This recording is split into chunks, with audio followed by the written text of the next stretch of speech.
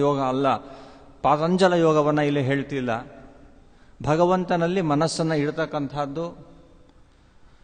ಹಾಗೆ ಆ ಸಾಧನೆಯನ್ನು ಮಾಡ್ತಕ್ಕಂಥ, ಧ್ಯಾನವನ್ನು ಮಾಡ್ತಕ್ಕಂಥ ಒಬ್ಬ ಸಾಧಕ ಏನು ಮಾಡಬೇಕು ಅಂತಂದರೆ, ರಹಸ್ಯಸ್ಥಿತ ಏಕಾಂತದಲ್ಲಿ ಇರೋಕ್ಕೆ ಪ್ರಯತ್ನವನ್ನು ಪಡಬೇಕಂತೆ. ನಾವು ನೋಡ್ತೀವಿ ಸಾಮಾನ್ಯವಾಗಿ ಯಾವ ಜ್ಞಾನಿಗಳು ಕೂಡ, ಅಂದರೆ ದೊಡ್ಡ ದೊಡ್ಡ ಮಹಾತ್ಮರು ನಗರಗಳಲ್ಲಿ ತಾವು ಉಳಿಯೋಕ್ಕೆ ಪ್ರಯತ್ನವನ್ನು ಪಡಲಿಲ್ಲ. ಎಲ್ಲರೂ ನದಿ ತೀರದಲ್ಲೂ, ರಾಯರು ತುಂಗಾ ತೀರದಲ್ಲಿ ಹೋಗ್ತಾರೆ, ಹಾಗೆ ಕಾವೇರಿ ನದಿಯ ತೀರದಲ್ಲಿ ಶೇಷಚಂದ್ರಿಕಾಚಾರ್ಯರು ಹೋಗ್ತಾರೆ, ವಿಜಯೀಂದ್ರರು ಕಾವೇರಿ ತೀರಕ್ಕೆ ಹೋಗ್ತಾರೆ. ಹಾಗೆ ಗಂಗಾ ತೀರವೋ, ಗಂಗಾ ಅಥವಾ ಮುಂತಾದ ಮಹಾನದಿಗಳ ತೀರದಲ್ಲಿ ಏಕಾಂತದಲ್ಲಿ ಇರಲಿಕ್ಕೆ ಪ್ರಯತ್ನವನ್ನು ಪಡ್ತಾರೆ. ಆ ಏಕಾಂತದಲ್ಲಿದ್ದರೂ ಕೂಡ ಕೆಲವರು ಒಬ್ಬೊಬ್ಬರೇ ಇರೋದಿಲ್ವಂತೆ. ಭಾಗವತದಲ್ಲಿ ಹೇಳಿದಂತೆ ಆ ಒಂದು ಹುಡುಗಿ ಕುಟ್ತಾ ಇದ್ದು ಅಂತ ಹೇಳಿ 2 ಬಳೆ ಉಳ್ಕೋತು ಅಂತ. ಇಬ್ಬರಿದ್ರೂ ಮಾತಾಗತ್ತೆ. 4 ಜನ 5 ಜನ ಇದ್ರಂತೂ ಬರೀ ಮಾತಾಗ್ಬಿಟ್ಟು, ಸೇರಿದ್ದು ಏಕಾಸಿ ಜಾಗರಣೆಗೆ ಅಂತ, ಮಾತಾಡಿದ್ದು ಬರೀ ಲೌಕಿಕ ವಿಚಾರ, ಹಾಗಾಗ್ಬಿಡುತ್ತೆ. ಹಾಗಾಗಿ ಏಕಾಂತದಲ್ಲೂ ಕೂಡ ಒಬ್ಬರೇ ಇರಬೇಕಂತೆ ಸಾಧನೆ ಮಾಡ್ತಕ್ಕಂಥವನು. ಸಾಮಾನ್ಯವಾಗಿ ಇನ್ನೊಬ್ಬರಿದ್ದರೆ ಏನೋ ಮಾತು ಶುರು ಆಗ್ಬಿಡುತ್ತೆ. ಅದರಿಂದ ಯಾವಾಗಲೂ ಭಗವಂತನನ್ನು ಧ್ಯಾನ ಮಾಡಲಿಕ್ಕೆ ಇಷ್ಟಪಟ್ಟಂಥ ಒಬ್ಬ ಸಾಧಕ ಜೀವಿ ಏಕಾಂತವನ್ನು ಬಯಸಬೇಕು. ಯಾರೂ ಇಲ್ಲದೇ ಇರೋಂಥ ಕಡೆಗೆ ಹೋಗಲಿಕ್ಕೆ ಪ್ರಯತ್ನವನ್ನು ಪಡಬೇಕು. ಹೀಗೆ ಅವನು ಮನಸ್ಸನ್ನು ಮೊದಲು ತನ್ನ ನಿಯಂತ್ರಣಕ್ಕೆ ತಗೊಂಡು ಯಾವುದೇ ಅಪೇಕ್ಷೆಯನ್ನು ಪಡಬಾರದು, ಅದರ ಫಲವನ್ನು ಅಪೇಕ್ಷೆ ಪಡಬಾರದು. ಮತ್ತು ಅಪರಿಗ್ರಹ ಅಂತಾರೆ, ಯಾರಿಂದನೂ ಕೂಡ ಏನನ್ನು ಸ್ವೀಕಾರ ಮಾಡಲಿಕ್ಕೆ ಹೋಗಬಾರದಂತೆ. ಯಾರೋ ತಂದುಕೊಟ್ರೆ ಇರಲಿ ಅಂತಕ್ಕಂಥ ಬುದ್ಧಿ ಅವನಿಗೆ ಬರಬಾರ್ದು. ಇವನು ಕೂತಿದ್ದ ಕಡೆಗೆ ಯಾರೋ ತಂದುಕೊಟ್ರೆ ಇರಲಿ ಅಂತ ಇಸ್ಕೊಳ್ಳೋ ಬುದ್ಧಿ ಬಂದರೆ, ಮಾರನೇ ದಿವಸ ಅವ್ರು ಬರದೇ ಹೋದರೆ ಯಾಕೋ ಇವತ್ತು ಅವ್ರು ತಂದುಕೊಡ್ಲಿಲ್ವಲ್ಲ ಅಂತ, ಹೋದ ಏಕಾದಶಿ ಯಾರೋ ನನಗೆ ಅಕ್ಕಿ ಬೇಳೆ ದುಡ್ಡು ತಂದುಕೊಟ್ಟಿದ್ರು, ಈ ಏಕಾದಶಿ ಇಷ್ಟೊತ್ತಾದರೂ ಯಾಕೋ ಬರಲಿಲ್ವಲ್ಲ ಅಂತ ಆ ಥರ ಬುದ್ಧಿ ಹೋಗ್ಬಿಡುತ್ತೆ. ಹಾಗಾಗಿ ದೊಡ್ಡ ಮಟ್ಟದ ಸಾಧಕರ ವಿಚಾರ ಇಲ್ಲಿ ಹೇಳ್ತಿರೋದು. ದೊಡ್ಡ ಮಟ್ಟದ ಅಪರೋಕ್ಷ ಜ್ಞಾನವನ್ನು ಮುಟ್ಟುವಂತಹ ಆ ಮಟ್ಟದ ಸಾಧಕರು ಯಾರು ತಂದುಕೊಟ್ರೂ ಬೇಡ ಅಂತ ಇರ್ಬೇಕು. ಯಾರು ತಂದುಕೊಟ್ರೆ ಬೇಡ, ಇದು ನನಗೆ ದಯವಿಟ್ಟು ತೊಗೊಂಡು ಹೋಗಿ ಅಂತ ಆ ಮಟ್ಟದ ಒಂದು ವೈರಾಗ್ಯ ಇರಬೇಕು. ಆವಾಗಲೇ ಭಗವಂತ ಸಿಗ್ತಕ್ಕಂಥದ್ದು. ಹಾಗಾಗಿ ತಂದುಕೊಟ್ರೂ ಬೇಡ ಅಂತಕ್ಕಂಥ ಒಂದು ಮಟ್ಟದಲ್ಲಿ ಇದ್ದಾಗ ಮಾತ್ರ ಧ್ಯಾನ ಮಾಡಲಿಕ್ಕೆ ಸಾಧ್ಯ ಅಂತ ತಿಳಿಸ್ತಾರೆ.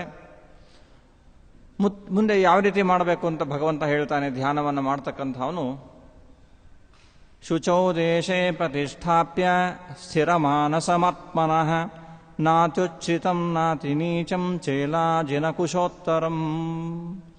ಶುಭ್ರವಾದ ದೇಶದಲ್ಲಿ, ಶುಭ್ರವಾದ ಜಾಗದಲ್ಲಿ ಕೂತ್ಕೊಳ್ಬೇಕಂತೆ. ಎಲ್ಲಿ ಈ ಜಿಂಕೆ ಓಡಾಡುತ್ತೋ ಅದು ಶುಭ್ರವಾದ ದೇಶ ಅಂತ ಹೇಳ್ತಾರೆ. ಹಿಮಾಲಯದಿಂದ ಕನ್ಯಾಕುಮಾರಿಯವರೆಗೆ, ಈ ಕಡೆ ಸಿಂಧೂ ನದಿಯಿಂದ ಈ ಕಡೆಗೆ ಏನು ಬ್ರಹ್ಮಪುತ್ರ ಅಥವಾ ಅಂದರೆ ನಮ್ಮ ಭಾರತ ದೇಶ, ಅದೇ ಭರತ ಖಂಡ, ಇಂಥ ಶುಚಿಯಾದ ದೇಶದಲ್ಲಿ ಧ್ಯಾನವನ್ನು ಮಾಡಬೇಕು ಅಂತ. ಹಾಗಾಗಿ ಒಂದು ಅರ್ಥವಾದರೆ, ಇನ್ನೊಂದು ಅರ್ಥ ನಾವು ಧ್ಯಾನಕ್ಕೆ ಕೂತ್ಕೊಳ್ತಕ್ಕಂಥ ಜಾಗ ಶುದ್ಧವಾಗಿರಬೇಕು, ಕ್ಲೀನಾಗಿ ಇರಬೇಕು. ಯಾವುದೇ ರೀತಿಯಲ್ಲಿ ನಮ್ಮ ಮನಸ್ಸಿಗೆ ವಿಕಾರ ಆಗುವಂಥ ಒಂದು ವಾತಾವರಣ ಇರಬಾರ್ದು. ಒಂದು ಶುಚಿಯಾದಂಥ ಸ್ಥಳವನ್ನು ನಾವು ಆಯ್ಕೆ ಮಾಡಿಕೊಳ್ಬೇಕು. ಅಲ್ಲಿ ಕೂತ್ಕೊಂಡು ಮನಸ್ಸು ಸ್ಥಿರವಾಗಿ ಇಟ್ಕೊಳ್ಬೇಕು. ಮನಸ್ಸು ಆ ಕಡೆ ಈ ಕಡೆ ಹೋಗಲಿಕ್ಕೆ ಬಿಡಬಾರ್ದು. ತುಂಬ ಮೇಲೆ ಕೂತ್ಕೊಳ್ಬಾರ್ದಂತೆ, ತುಂಬ ಹಳ್ಳದಲ್ಲಿ ಕೂತ್ಕೊಳ್ಬಾರ್ದಂತೆ. ಧ್ಯಾನ ಮಾಡಬೇಕು ಅಂತ ಹೇಳಿ ಎಲ್ಲೋ ಮೇಲೆ ಟೆರೇಸ್ ಮೇಲೆ ಕೂತ್ಕೊಂಡು ಧ್ಯಾನ ಮಾಡ್ತೀನಿ ಅಂತ ಆಗೋದಿಲ್ಲ. ತುಂಬ ಹಳ್ಳದಲ್ಲಿ, ಅಂಡರ್ಗ್ರೌಂಡಲ್ಲಿ ಕೂತ್ಕೊಂಡು, ಹಾಗೆ ಎಲ್ಲೋ ತುಂಬ ಎತ್ತರದಲ್ಲಾಗಲಿ ಅಥವಾ ತುಂಬ ಹಳ್ಳದಲ್ಲಿ ಕೂತ್ಕೊಳ್ಳಿಕ್ಕೆ ಹೋಗಬಾರ್ದು. ಧ್ಯಾನಕ್ಕೆ ಕೂಡ್ಕೋಬೇಕಾದ್ರೆ ದರ್ಭೆಯ ಒಂದು ಆಸನವನ್ನು ಹಾಕ್ಕೊಂಡು ಅದರ ಮೇಲೆ ಜಿಂಕೆಯ ಚರ್ಮ ಅಥವಾ ಹುಲಿಯ ಚರ್ಮ, ಈ ಹುಲಿಯ ಚರ್ಮವನ್ನು ಸನ್ಯಾಸಿಗಳಿಗೆ ಅದು ಉಚಿತ ಅಂತ ಹೇಳ್ತಾರೆ. ಗೃಹಸ್ಥರು ಜಿಂಕೆಯ ಚರ್ಮ, ಕೃಷ್ಣಾಂಜನ ಅಂತ ಏನು ಕರಿತೇವೆ, ಅದಕ್ಕೂ ಈಗ ಕಷ್ಟ ಬಂದಿದೆ. ಧೈರ್ಯವಾಗಿ ನಾವು ಇವತ್ತು ಕೃಷ್ಣಾಂಜನವನ್ನು ತಗೊಂಡು ಹೋಗಲಿಕ್ಕೆ ಇಲ್ಲ. ಹಾಗಾಗಿ ಇಲ್ಲಿ ಭಗವಂತ ಹೇಳ್ತಕ್ಕಂಥದ್ದು ಒಂದು ದರ್ಭೆಯ ಆಸನ, ಅದರ ಮೇಲೆ ಕೃಷ್ಣಾಂಜನ, ಅದರ ಮೇಲೆ ವಸ್ತ್ರ. ದರ್ಭೆ ಆಸನದ ಮೇಲೆ ಕೃಷ್ಣಾಂಜನ ಹಾಕೊಂಡ್ಮೇಲೆ ವಸ್ತ್ರ ಹಾಕೊಂಡ್ರೆ ಮೆತ್ತಿಗಿರುತ್ತೆ, ತುಂಬ ಹೊತ್ತು ಕೂತ್ಕೊಳ್ಬಹುದು ಧ್ಯಾನ ಮಾಡಲಿಕ್ಕೆ. ಹೀಗೆ ಮಾಡಬೇಕು ಅಂತ ತಿಳಿಸ್ತಿದ್ದಾರೆ. ತತ್ರೈಕಾಗ್ರಂ ಮನಃ ಕೃತ್ವಾ ಯದ ಚಿತ್ತೇಂದ್ರಿಯ ಕ್ರಿಯ ಉಪವೇಶ್ಯಾಸನೆ ಯುಂಜ್ಯಾದ್ ಯೋಗಂ ಆತ್ಮವಿಶುದ್ಧಯೇ. ಇಷ್ಟೆಲ್ಲ ಮಾಡಿಕೊಂಡು ಕೂತ್ಕೊಳ್ಬೇಕು. ಕೃಷ್ಣಾಂಜನ ಹಾಕೊಂಡಿದ್ದೀವಿ, ದರ್ಭೆ, ಅದರ ಮೇಲೆ ಬಟ್ಟೆ, ಮನಸ್ಸು ಏಕಾಗ್ರತೆಯನ್ನು ಮಾಡುವ ಪ್ರಯತ್ನವನ್ನು ಮಾಡಬೇಕು. ಇಂದ್ರಿಯ ನಿಗ್ರಹವನ್ನು ಮಾಡ್ಕೊಳ್ಬೇಕು. ಮೊದಲು ಎಲ್ಲ ಇಂದ್ರಿಯಗಳು ಹೊರಗಡೆ ಹೋಗಲಿಕ್ಕೆ ಪ್ರಯತ್ನವನ್ನು ಪಡುತ್ತೆ. ಕಣ್ಣು ನೋಡಬಾರದನ್ನು ನೋಡಲಿಕ್ಕೆ ಪ್ರಯತ್ನವನ್ನು ಪಟ್ಟರೆ, ಕಿವಿ ಯಾವುದನ್ನು ಕೇಳಬಾರದು ಅದನ್ನು ಕೇಳಲಿಕ್ಕೆ, ನಾಲಿಗೆ ತಿನ್ನಬಾರದನ್ನು ತಿನ್ನಲಿಕ್ಕೆ, ಹೀಗೆ ಬೇರೆ ಕಡೆ ಹೊರಗಡೆ ಹೋಗ್ತಿರುತ್ತೆ ಇಂದ್ರಿಯಗಳು. ಅದನ್ನು ಒಳಗಡೆಗೆ ಎಳ್ಕೊಳ್ಬೇಕು. ಆಸನದಲ್ಲಿ ಕೂತ್ಕೊಂಡು ತನ್ನ ಆತ್ಮಶುದ್ಧಿಗೋಸ್ಕರವಾಗಿ ಭಗವಂತನಲ್ಲಿ ಧ್ಯಾನವನ್ನು ಮಾಡಬೇಕು. ಏನು? ಭಗವಂತನಲ್ಲಿ ಮನಸ್ಸನ್ನು ಇಡಬೇಕು. ಮನಸ್ಸು ಎಲ್ಲೆಲ್ಲೋ ಹೋಗ್ತಾ ಇರತಕ್ಕಂಥದ್ದು, ಅದನ್ನು ತಂದು ಭಗವಂತನಲ್ಲಿ ಇಡಬೇಕು. ಇದನ್ನು ಯಾತಕ್ಕೆ ಮಾಡಬೇಕು ಅಂದರೆ ಆತ್ಮವಿಶುದ್ಧಯೇ ಅಂತಾರೆ. ಇಲ್ಲಿ ಜೀವನ ಎಲ್ಲ ದೋಷಗಳೇನಿದೆ, ಮನಸ್ಸಿನಲ್ಲಿ ತುಂಬ ದೋಷಗಳಿದೆ, ಅದೆಲ್ಲ ಹೋಗಬೇಕು. ಮನಸ್ಸಿನ ದೋಷಗಳು ನಿವಾರಣೆ ಆಗಬೇಕಾದ್ರೆ ಧ್ಯಾನವನ್ನು ಮಾಡಬೇಕು. ಅಥವಾ ಈ ಸಂಸಾರ ಅಂತಕ್ಕಂಥದ್ದೇ ಒಂದು ಕಲ್ಮಶ ಅಂತ ಬರೀತಾರೆ ರಾಯರು. ಸಂಸಾರ ಅಂತಕ್ಕಂಥ ಕಲ್ಮಶ ಏನಿದೆ ಅದು ಹೋಗ್ಲಿಕ್ಕೋಸ್ಕರವಾಗಿ ನಾವು ಧ್ಯಾನವನ್ನು ಮಾಡಬೇಕು. ರಾಯರ ಮಾತು, ಆತ್ಮನಃ ಮನಸೋ ವಿಶುದ್ಧಯೇ ಸರ್ವಮಲ ದಾಹಾಯ ಸ್ವಸ್ಯ ಸಂಸಾರಮಲ ನಿವೃತ್ತಯೇವ ಯೋಗಂ ಧ್ಯಾನಯೋಗಂ ಯುಂಜಾತು ಕುರಿಯಾತು. ಹಾಗಾಗಿ ಮೊದಲು ಮನಸ್ಸು ಶುದ್ಧಿಯಾಗಬೇಕು. ಅದನಂತರದಲ್ಲಿ ಈ ಸಂಸಾರವನ್ನೇ ನಾವು ಕಳ್ಕೋಬೇಕಾದ್ರೆ, ಸಂಸಾರದಕ್ಕಂಥ ಒಂದು ಕಲ್ಮಶವನ್ನು ಕಳ್ಕೊಳ್ಬೇಕಾದ್ರೆ ನಾವು ಧ್ಯಾನವನ್ನು ಮಾಡಬೇಕು. ಅವಶ್ಯಕವಾಗಿ ಧ್ಯಾನ ಮಾಡಲೇಬೇಕು ನಾವು ಭಗವಂತನ ದರ್ಶನವನ್ನು ಮಾಡಬೇಕಾದ್ರೆ ಅಂತ ತಿಳಿಸ್ಕೊಟ್ರು. ಮುಂದೆ ಭಗವಂತ ಹೇಳ್ತಾ ಹೋಗ್ತಾನೆ, ಇನ್ನು ಏನೇನು ಮಾಡಬೇಕು ಧ್ಯಾನ ಮಾಡುವ ಸಮಯದಲ್ಲಿ ಅಂತಂದರೆ, ಈಗ ಒಟ್ಟಿನಲ್ಲಿ ನಾವು ಏನು ಮಾಡಿದ್ದೀವಿ ಅಂತಂದರೆ, ಏಕಾಂತದಂಥ ಜಾಗವನ್ನು, ಒಂದು ರಹಸ್ಯವಾದ ಜಾಗ, ಯಾರು ಬಂದು ನಮಗೆ ತೊಂದರೆ ಮಾಡಬಾರದು, ಏಕಾಂತದಲ್ಲಿ ಇದ್ದೇವೆ. ಒಂದು ದರ್ಭೆ ಆಸನವನ್ನು ಹಾಕೊಂಡು ಅದರ ಮೇಲೆ ಒಂದು ಕೃಷ್ಣಾಂಜನವು ಏನೋ ಹಾಕೊಂಡು ಅದರ ಮೇಲೆ ಒಂದು ವಸ್ತ್ರ ಹಾಕೊಂಡಿದ್ದೇವೆ. ಎಲ್ಲೆಲ್ಲೋ ಹೋಗತಕ್ಕಂಥ ಮನಸ್ಸನ್ನು ಭಗವಂತನ ಕಡೆಗೆ ಇಟ್ಕೊಂಡಿದ್ದೇವೆ ನಮ್ಮ ಶುದ್ಧಿಗೋಸ್ಕರವಾಗಿ. ಈಗ ಏನು ಮಾಡಬೇಕು ಅಂದರೆ, ಸಮಂ ಕಾಯ ಶಿರೋಗ್ರೀವಂ ಧಾರಯನ್ನಚಲಂ ಸ್ಥಿರ ಸಂಪ್ರೇಕ್ಷ್ಯ ನಾಸಿಕಾಗ್ರಂ ಸ್ವಂ ದಿಶಶ್ಚಾನವಲೋಕಯನ್.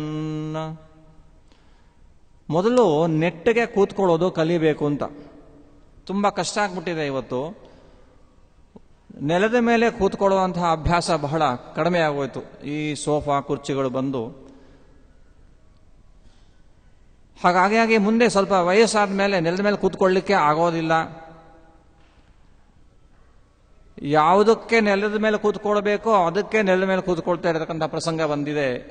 ಹಾಗಾಗಿ ಧ್ಯಾನ ಮಾಡಬೇಕು ಅಂದರೆ ಇವತ್ತು ಕುರ್ಚಿ ಮೇಲೆ ಕೂತ್ಕೊಂಡು ಧ್ಯಾನ ಮಾಡ್ತೀನಿ ಅಂತಕ್ಕಂಥ ಪ್ರಸಂಗ ಬರ್ತಾ ಇದೆ. ಹಾಗಲ್ಲ ಅಂತಾನೆ ಭಗವಂತ. ನೆಲದ ಮೇಲೆ ಈ ಪದ್ಮಾಸನ ವೀರಾಸನಾದಿಗಳನ್ನು ಹಾಕೊಂಡು ಬೆನ್ನು ನೆಟ್ಟಗೆ ಇರಬೇಕಂತೆ, ದೇಹ ನೆಟ್ಟಗೆ ಇಟ್ಕೊಳ್ಬೇಕು. ತಲೆ ಮತ್ತು ಕುತ್ತಿಗೆ, ಬೆನ್ನು ಮೂಳೆ, ಕುತ್ತಿಗೆ, ತಲೆ 3 90 ಡಿಗ್ರೀಸ್ ನೇರವಾಗಿ ಇರಬೇಕು. ಹಾಗೆ ಇಟ್ಕೊಳ್ಬೇಕು ಮೊದಲು. ಇದನ್ನೆಲ್ಲ ಮಾಡಕ್ಕೆ ಮುಂಚೆ ಯೋಗವನ್ನು ಮಾಡಿ ನಾವು ದೇಹವನ್ನು ಸ್ವಲ್ಪ ನಮ್ಮ ಹತೋಟಿಯಲ್ಲಿ ಇಟ್ಕೊಂಡಾಗ ಧ್ಯಾನಕ್ಕೆ ಕೂತ್ಕೊಳ್ಳಿಕ್ಕೆ ಆಗುತ್ತೆ. ಧ್ಯಾನವು ಕೃತಯುಗದಲ್ಲಿ ಅಂತಾರೆ. 10,000 ವರ್ಷ ತಪಸ್ಸನ್ನು ಮಾಡ್ತಿದ್ರು. ಹಾಗಾಗಿ ಕಷ್ಟ ಇದೆ ಧ್ಯಾನವನ್ನು ಮಾಡೋದು. ಮೊದಲು ನೆಟ್ಟಗೆ ಕೂತ್ಕೊಳ್ಳುವುದನ್ನು ಕಲ್ತ್ಕೊಳ್ಬೇಕು. ಆಮೇಲೆ ಮನಸ್ಸು ಎಲ್ಲೆಲ್ಲಿ ಹೋಗುತ್ತೆ, ಚಲಿಸತ್ತಂತೆ. ಅದು ಮನಸ್ಸು ನಿಲ್ಲಿಸುವುದು ಬಹಳ ಕಷ್ಟ ಅಂತ. ಅದನ್ನು ಚಲಿಸಿದಂತೆ ಒಂದು ಕಡೆಗೆ ತಂದಿಟ್ಕೊಳ್ಬೇಕು. ಮನಸ್ಸು ಸ್ಥಿರವಾಗಿ ನಿಲ್ಲುವಂತೆ ಮಾಡಬೇಕು. ನೆಟ್ಟಿಗೆ ಕೂತ್ಕೊಂಡು ಕಣ್ಣು ಮುಚ್ಕೊಂಡು ಮನಸ್ಸು ಒಂದು ಕಡೆ ಬರುವ ಸ್ಥಾನದಲ್ಲಿ ತಗೊಂಡು ಆಮೇಲೆ ಕಣ್ಣನ್ನು ಬಿಟ್ಟು ಸಂಪ್ರೇಕ್ಷ್ಯ ನಾಸಿಕಾಗ್ರಂ ಸ್ವಂ, ತನ್ನ ಮೂಗಿನ ತುದಿಯನ್ನೇ ನೋಡಬೇಕು ಅಂತ ಹೇಳಿ, ತನ್ನ ಮೂಗಿನ ತುದಿಯನ್ನೇ ಗಮನಿಸಬೇಕು, ಕೇಂದ್ರೀಕೃತ ಮಾಡಬೇಕು. ಇವತ್ತು ಆಧುನಿಕವಾಗಿ ಏನು ಯೋಗ ಕ್ಲಾಸಸ್ ಅಂತ ಮಾಡ್ತಾರೆ, ಅಲ್ಲೂ ಟ್ರಾನ್ಸಿಡೆಂಟಲ್ ಮೆಡಿಟೇಷನ್ ಅಂತ ಎಲ್ಲರೂ ಹೇಳ್ತಾರೆ. ಈ ದೊಡ್ಡ ದೊಡ್ಡ ಕಂಪನಿಗಳಲ್ಲಿ ಕೆಲಸ ಮಾಡಿದವ್ರಿಗೆ ಮನಸ್ಸಿಗೆ ಸ್ವಲ್ಪ ನೆಮ್ಮದಿ ಬರಬೇಕು ಅಂತ ಹೇಳಿ ಮೆಡಿಟೇಷನ್ ಕ್ಲಾಸಸ್ಸು, ಮೆಡಿಟೇಷನ್ ಕ್ಯಾಂಪ್ ಅಂತೆಲ್ಲ ಮಾಡ್ತಾರೆ. ಅದು ಇವತ್ತು ಪೂರ್ತಿ ಲೌಕಿಕವಾಗಿ ಹೋಗಿದೆ. ಅಂಥ ಕಡೆ ಯಾವುದೋ ಒಂದು ಕತ್ತಲ ಕೋಣೆಯಲ್ಲಿ ಒಂದು ಕ್ಯಾಂಡಲ್ ಉರಿಸ್ತಾರೆ, ಅಥವಾ ಒಂದು ದೀಪ ಹಚ್ಚಿಬಿಟ್ಟು ಅದರ ಮೇಲೆ ಗಮನ ಕೊಡಿ ಅಂತ ಹೇಳಿ ಹಿಪ್ನೋಟೈಸ್ ಅಂತ ಕರೀತಾರೆ. ಆ ರೀತಿ ಮಾಡ್ತಾ ಹೋಗ್ತಾರೆ. ಇಲ್ಲಿ ಹಾಗಲ್ಲ, ಮೂಗಿನ ತುದಿಯನ್ನ ನೋಡಬೇಕಂತೆ. ಆಮೇಲೆ ಆ ಕಡೆ ಈ ಕಡೆ ನೋಡಬಾರ್ದು ಅಂತ. ಧ್ಯಾನಕ್ಕೆ ಕೂತ್ಕೊಂಡಾಗ ನಾವು ಧ್ಯಾನ ಮಾಡಬೇಕು ಅಂತ ಕೂತ್ಕೊಂಡ್ವಿ, ಅಲ್ಲಿ ಯಾರು ಬಂದರು, ಇಲ್ಲಿ ಯಾರು ಬಂದರು, ಈ ಟೈಮಲ್ಲಿ ಮೊಬೈಲ್ ಫೋನ್ ಬೇರೆ ಬರುತ್ತೆ ಅಂತ ಇಟ್ಕೊಂಡು, ಮೊದಲಿಗೆ ಧ್ಯಾನ ಅಂದ್ರೆ ಏನು ಅಂತ ಗೊತ್ತಿಲ್ಲ, ಸುಮ್ಮನೆ ಕಣ್ಮುಚ್ಕೊಂಡು ಕೂತ್ಕೊಳ್ಳೋದು, ನೆಟ್ಟು ಕೂತ್ಕೊಳ್ಳೋದು ಅಂತ ಹೇಳಿ ಭಗವಂತನನ್ನ ನಮ್ಮ ಮನಸ್ಸಿಗೆ ತಂದುಕೊಡ್ಬೇಕು. ಧ್ಯೇಯ ಸದಾ ಸವಿತೃಮಂಡಲ ಮಧ್ಯವರ್ತಿ ನಾರಾಯಣ ಸರಸಿ ಜಾಸನ ಸನ್ನಿವಿಷ್ಟ ಕೇಯೂರವಾನ್ ಮಕರಕುಂಡಲವಾನ್ ಕಿರೀಟಿ ಹಾರಿ ಹಿರಣ್ಮಯ ವಪುಹು ಧೃತ ಶಂಖ ಚಕ್ರ ಅಂತ ನಾವು ಪ್ರತಿನಿತ್ಯ ಹೇಳ್ತೇವೆ. ಆ ರೂಪ ನಮ್ಮ ಕಣ್ಣು ಮುಚ್ಚಿಕೊಂಡ್ರೆ ಬರಬೇಕು. ಆ ರೀತಿಯ ಭಗವಂತನ ಒಂದು ಚಿತ್ರಣವನ್ನು ಮನಸ್ಸಿನ ಒಳಗೆ ನಾವು ಪರದೆಯಲ್ಲಿ ಮೂಡಿಸ್ಕೊಡ್ಬೇಕು. ಅದಕ್ಕೆ ಆ ಕಡೆ ಈ ಕಡೆ ನೋಡಬಾರ್ದು. ಪ್ರಶಾಂತಾತ್ಮ ವಿಗತಭಿ ಬ್ರಹ್ಮಚಾರಿ ವ್ರತೆ ಸ್ಥಿತ ಮನಸ್ಸಂಯಮ್ಯ ಮಚ್ಚಿತ್ತ ಯುಕ್ತ ಆಸೀತ ಮತ್ಪರಃ. ಪ್ರಶಾಂತವಾಗಿರ್ಬೇಕಂತೆ ಮನಸ್ಸು. ಏನೋ ಟೆನ್ಷನ್ ಇಟ್ಕೊಂಡು ಧ್ಯಾನ ಮಾಡ್ತೀನಿ ಅಂತ ಕೂತ್ಕೊಂಡ್ರೆ ಆಗೋದಿಲ್ಲ. ಏನೋ ಆಫೀಸ್ಗೆ ಹೋಗ್ಲಿಕ್ಕೆ ಹೊತ್ತೋ, ಅಥವಾ ಆಫೀಸಲ್ಲಿ ಏನೋ ತೊಂದರೆ, ಅಥವಾ ಆರೋಗ್ಯದ ತೊಂದರೆ, ಮನಸ್ಸಲ್ಲಿ ಪ್ರಶಾಂತತೆ ಇಲ್ಲದೆ ಹೋದರೆ ಧ್ಯಾನ ಹೇಗೆ ಬರಲಿಕ್ಕೆ ಸಾಧ್ಯ?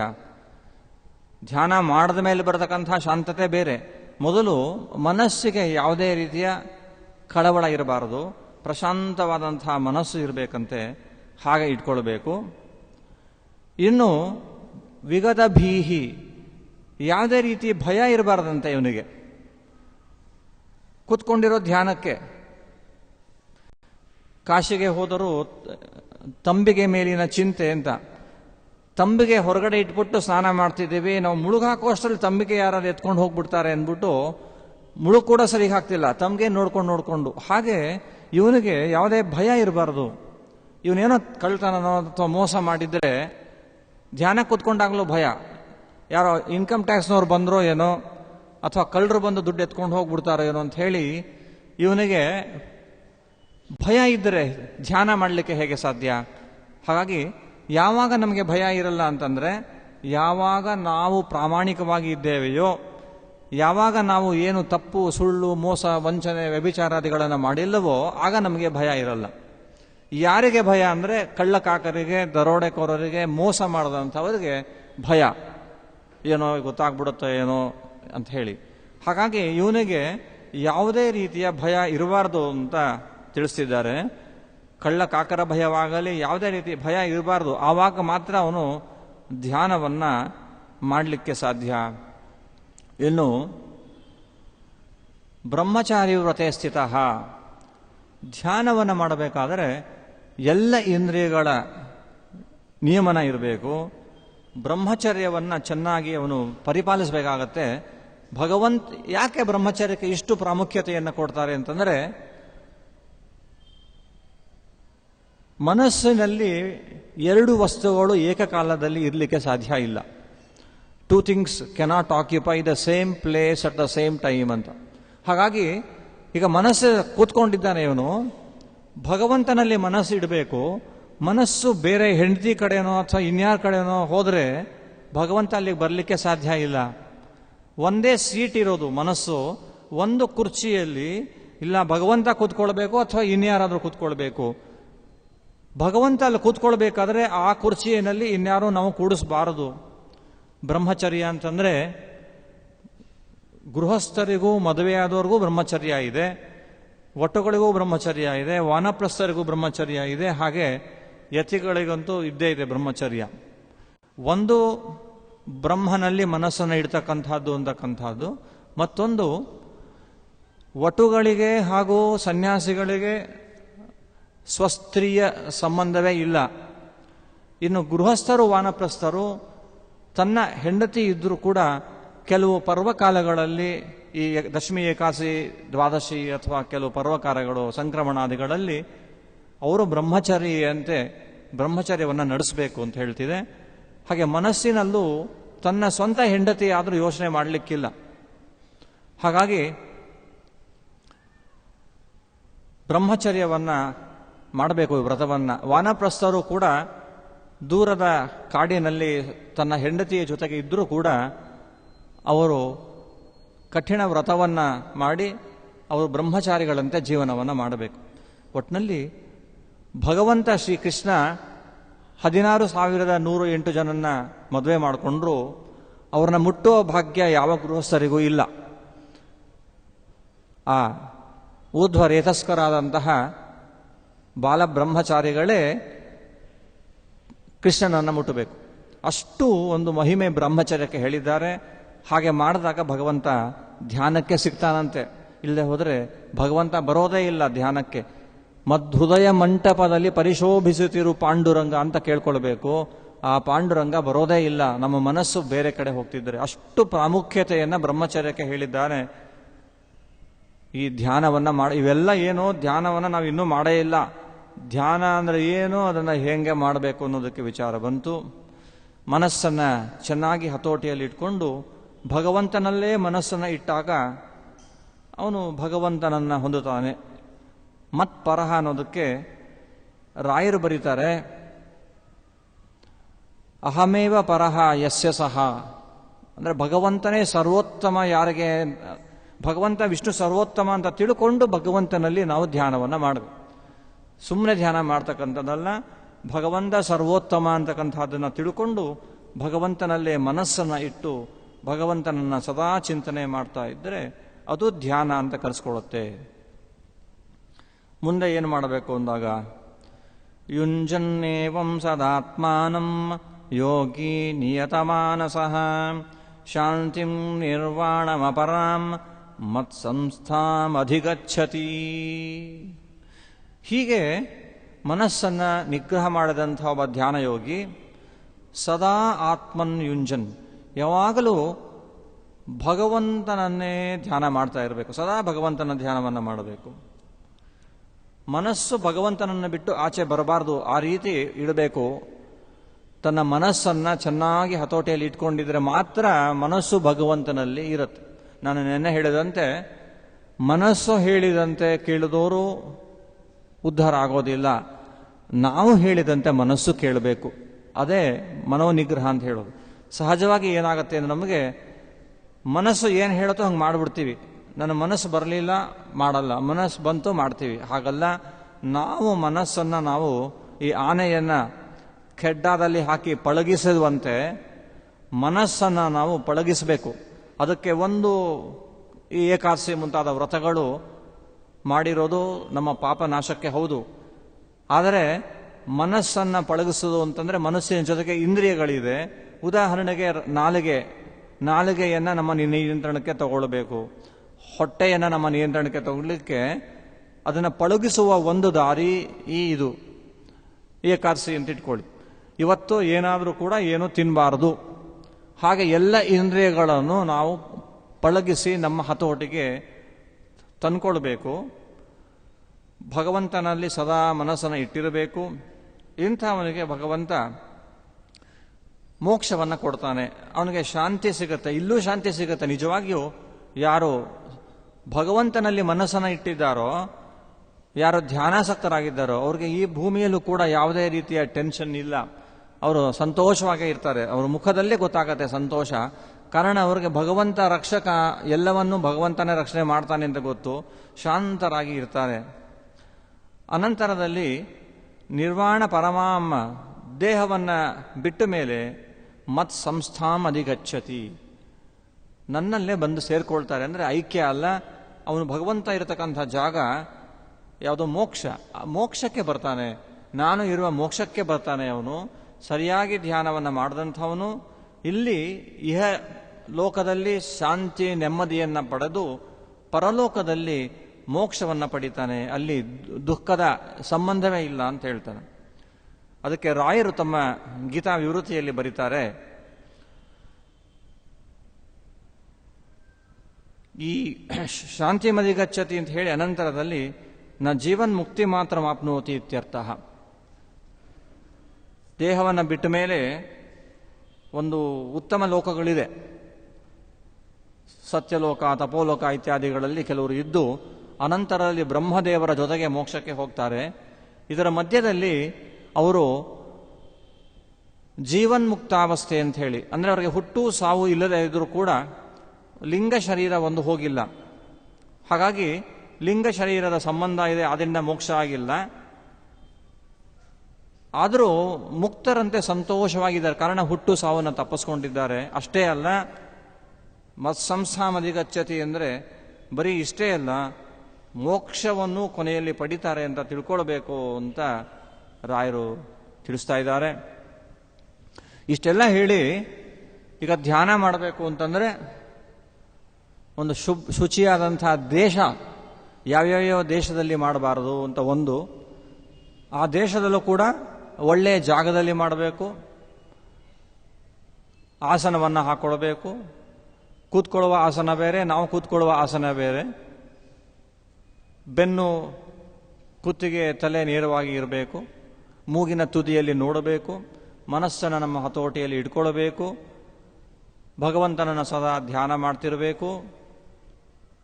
ಇಷ್ಟೆಲ್ಲ ಸಾಮಾನ್ಯವಾಗಿ ಹೇಳಾಯಿತು.